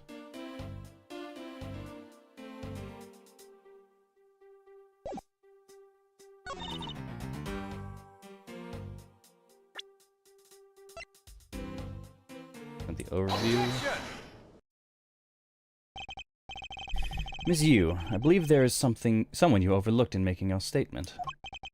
Or rather, it is because you'd rather not bring this person up. What do you mean? We are looking for someone with a reason to kill both Mr. Faraday and Mr. Rell. I can think of at least one person that fits the bill. He was the suspect in the original KG-8 incident. And a member of the Cadopian embassy staff, Mr. Manny Cochin. Manny. That's right, the very man who came to visit you earlier out in the hallway. the man who killed a member of the Cadopian embassy staff, Mr. Rell, and the man who was the lead prosecutor of the KG8 incident, Mr. Faraday. Are you telling me that Mr. Cochin has no reason at all to kill both of these men? Well, I suppose he might have a reason or two. You coming for me, pal? Maybe you're not such a bad guy after all. Don't get ahead of yourself. I'm a terrible guy. You're still a suspect. Make no mistake about that. At least for another 6-7 years. Yeah. Well, no. At least for another, like, 3 years. Because then the events of Ace Attorney 1 take place. And Miles has this whole redemption arc after we throw Von Karma in the slammer. The perfect evidence, the perfect testimony. These are the only things I wish to hold. But I didn't do it. You will stay under my authority and go investigate Mr. Manny Cochin for me. And remember, I will not be very forgiving should... You want to investigate Coachman? You'd just be wasting your time. See, it's not just me. I keep wanting to say Coachman, but it's Cochin. Cochin. Manny Cochin. Manny Cochin. And why is that? Cochin was up in the viewing gallery, watching the trial. So I was told. Every cop in this place has been keeping an eye on the guy since he arrived. Since the only suspects we still have is Detective Gumshoe. I suppose so. Sorry, Gumshoe. Jail with you. No way. Come on, Detective Bad. You gotta believe me, sir. I really was in the hallway the whole time, sir. I never took a single step into this room, sir. Okay, and are you saying there was someone else who passed through the hallway? No, there was no one else, sir. And why should I believe you didn't do it? That is one incredibly foolish detective. Standing right in front of the crime scene, all by himself. This is as good as a confession of guilt. I have to admit, it's a bit strange. Most criminals will fabricate some sort of lie to escape their crimes. And if that detective really wanted to prove that he is innocent, you'd think he would at the very least offer up, "I spaced out while on duty," or the like. Come on, Gumshoe. Time for your interrogation. There he goes. Detective Bad. I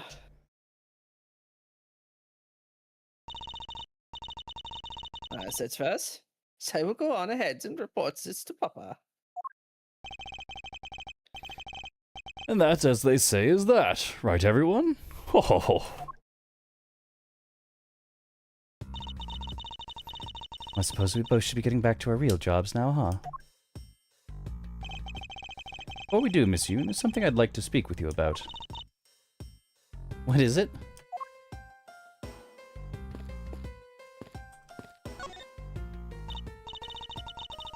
So, what did you want to ask me about? KG8 incident. The current case of the murdered Cadopian embassy staff member. I've heard that people have begun calling it the second KG8 incident. Only among you law enforcement type... What? What? You're a defense attorney! What do you mean, you law enforcement types? What? I don't know. Prosecutors are not really law enforcement types. What? I guess closer to law enforcement in this setting than defense attorneys are, I guess. The fact that they get authority over the investigation? Yeah. And what about it? I'd like for you to tell me everything you know about the original KG-8 incident. I'm afraid I can't help you. I don't know anything beyond what was reported in the papers. No, I believe you know much more, since you are directly tied to the KG-8 incident. I'd appreciate it if you stop with the false accusations. Faceless outbursts are useless both inside and outside the courtroom, don't you know? I do. But I also know that I do have a leg to stand on here.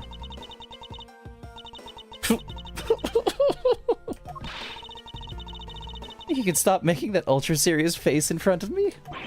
Ugh. If you could please stop laughing for just 1 second. I'm not gonna make any headway like this. I'm gonna have to show her exactly how related to the KG-8 incident she is. Was this, right? The victim. Yeah. I see you. Miss Yu. I believe that I have proof of your connection to the KG-8 incident. What file is your proof? Very well then. Why don't you tell me exactly how I'm related to the KG-8 incident? Through the victim. Your connection to the KG-8 incident is through the victim. The victim's name is CCU. You will note that she has the same last name as you. Can you really still tell me, with a straight face, that you're not related to this case?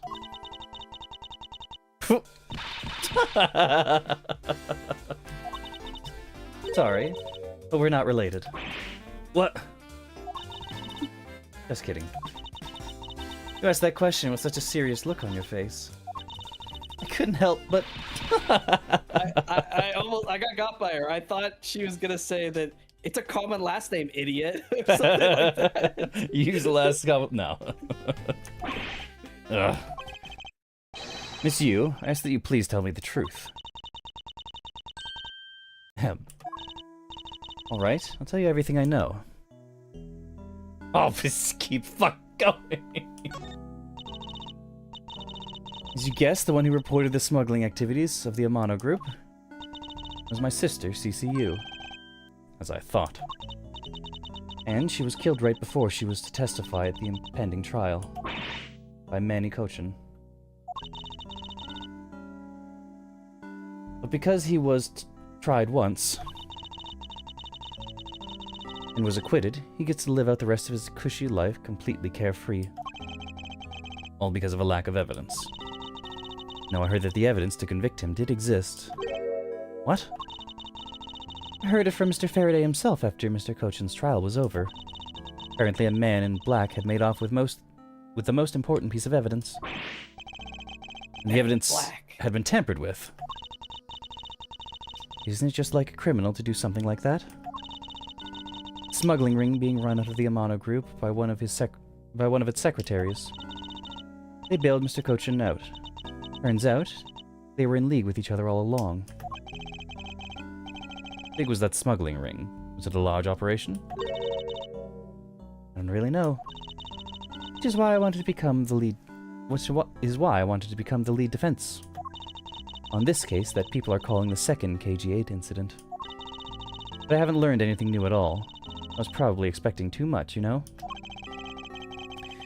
You mean that this case has nothing to do with the smuggling ring?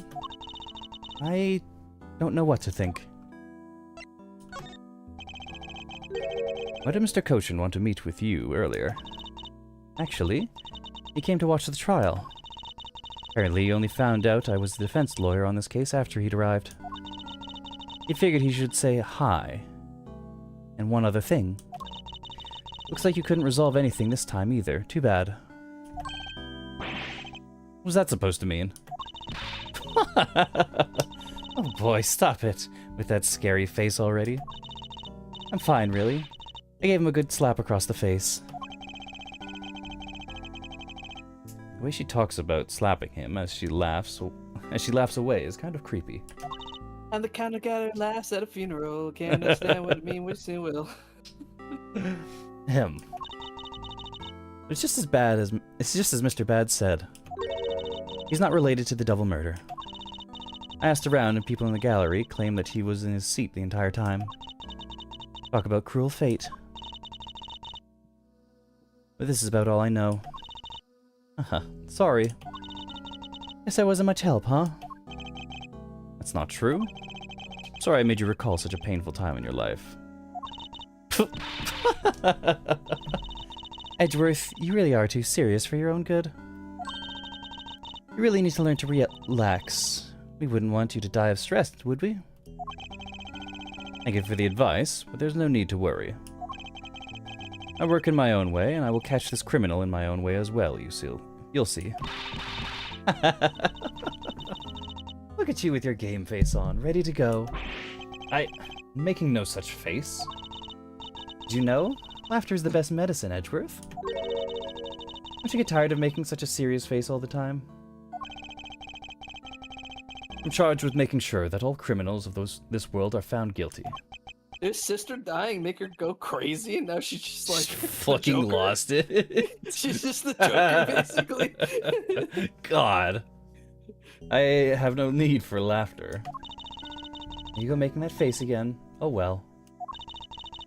I gotta get going. I still have a few loose ends I need to tie up. And there she goes, off to go kill Gumshoe. Laughing octopus vibes? Yeah. The KG8 incident and this murder investigation. My belief that these two cases are related to each other somehow. Plus the Detective Gumshoe. God, I hope I never see him again. It's obvious he's lying, even though the lie is hurting his chances. Clearly this case is far from over. But whether or not that detective is the murderer can only be determined once I've completed my perfect investigation. Yvonne Karma, swear to uphold your honorable name, or my name isn't Miles Edgeworth. To be continued, finally! Oh my fucking god! It wasn't actually too far over. It's a whole 2-hour segment with no pause. Yeah, a 2-hour segment with no pause, but like... Probably it would be about on track if we just started at the. Yeah, it would be like perfectly a 2-hour stream if we started the episode. Oh my god! What the fuck? what is going on with that fountain? What is there's too much going on. We can't look at the. We gotta leave. We gotta go. We can't. New item unlocked in the gallery. Awesome. Alright, well that'll be all for Ace Attorney Investigations for today. Oh man. Oh boy. That was wild. That was wild. God, the end of chapter 3 was fucking bonkers. How fucking so complicated. There's a secret hallway that's not on the official plans. That seems like it should be on the official plans, right? Yeah. Like on the official blueprint, that and the gimmick Very should be. stupid if it's not. It's like a fire hazard.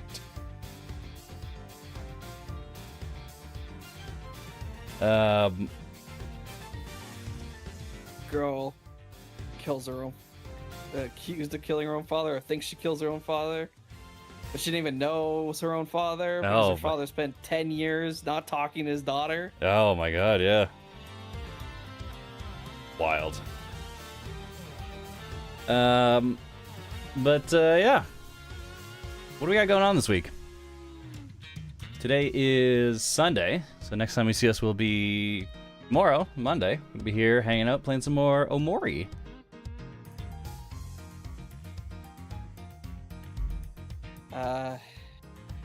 You think we're right about time for the horror section again? Nah. I mean, maybe? No, we still have a lot of castle to investigate. Yeah, there's still quite a bit of castle to investigate. We might get to Sweetheart boss fight, who knows? And then maybe pivot to the real world next time? Hard to say. What emotion do you think Sweetheart's gonna be? I would have said anger, but Captain Spaceboy was angry. So it's got to be a different emotion, right? I'd say happy. Think happy? Yeah, I should probably think it's all big game show. Oh, maybe. Yeah. But a performance. Oh. Yeah. Omori tomorrow. Tuesday, gonna be here hanging out, playing some more Metal Gear Solid Peace Walker. We gotta find a Metal Gear. You gotta get all the pieces of the Peace Walker. Oh, really? But there's so many of them. It's 2 more pieces. You have 2 of them already. It's almost done. Yeah, but it's like we got 2 completed ones, but we need so many components for them. I think the headpiece we only have like 1 out of 5 after all of the bosses that we fought.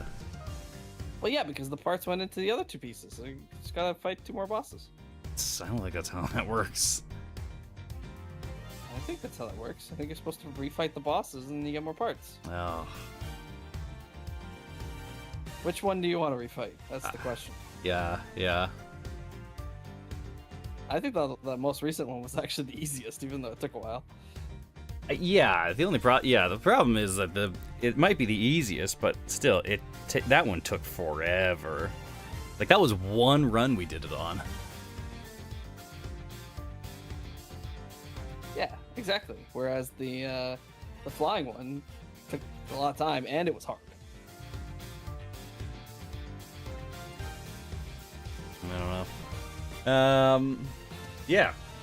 Peace Walker on Tuesday. Friday, I'm gonna be here by myself playing some Nine Souls. Doing some more Metroidvania. You got 3 souls? We got 3 4 souls. We know where the 4th soul is, I think.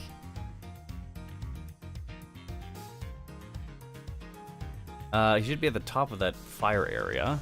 So we just gotta pop back over there, break the thing that's making it a fire area, and then just climb the rest of the area. Nice. Should be easy. And then after that, Nine Souls is going on a bit of a hiatus for Deltarune Chapter 5. Oh shit! You gotta do double run because you gotta do your normal run. You gotta do the. Yeah, I gotta do the normal run, and then I gotta do the fucked up run. Yep. Normal run, and then there's the Snowgrave route. Boy, I sure am excited because it looks like we're gonna be seeing the festival, and a lot of things are gonna be different at the festival depending on which run you're going to. Oh man. Maybe less than you think. I don't know, man.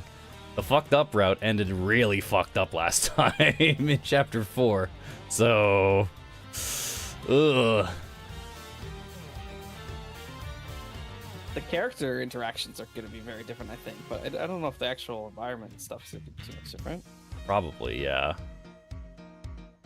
Something to look forward to. We get to have we get to like third wheel the festival date between Susie and Noelle. And we get to fucking see some very fucked up shit in the Snowgrave route. It's very. Maybe there's multiple very outcomes for quick. the normal route too. Maybe, who knows? But yeah, Nine Souls Friday, and then tune in here next week, Sunday, for some more Ace Attorney investigations.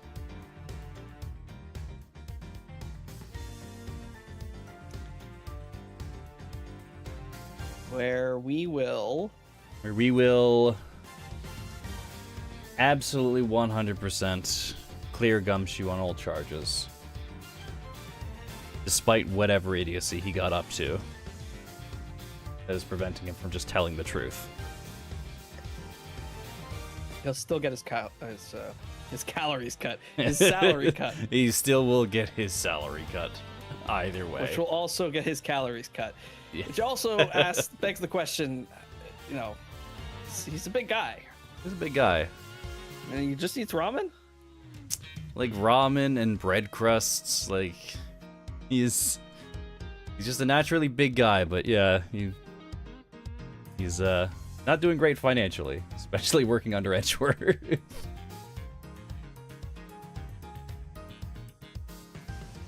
I'm sure Mr. Edgeworth treats him well off screen. Can't just be salary cuts. Hey, Mr. Edgeworth, you want to go bowling? I don't know if they're that much friends, but Edgeworth probably buys him meals, and that's enough for Gumshoe to, like, worship the ground he walks on.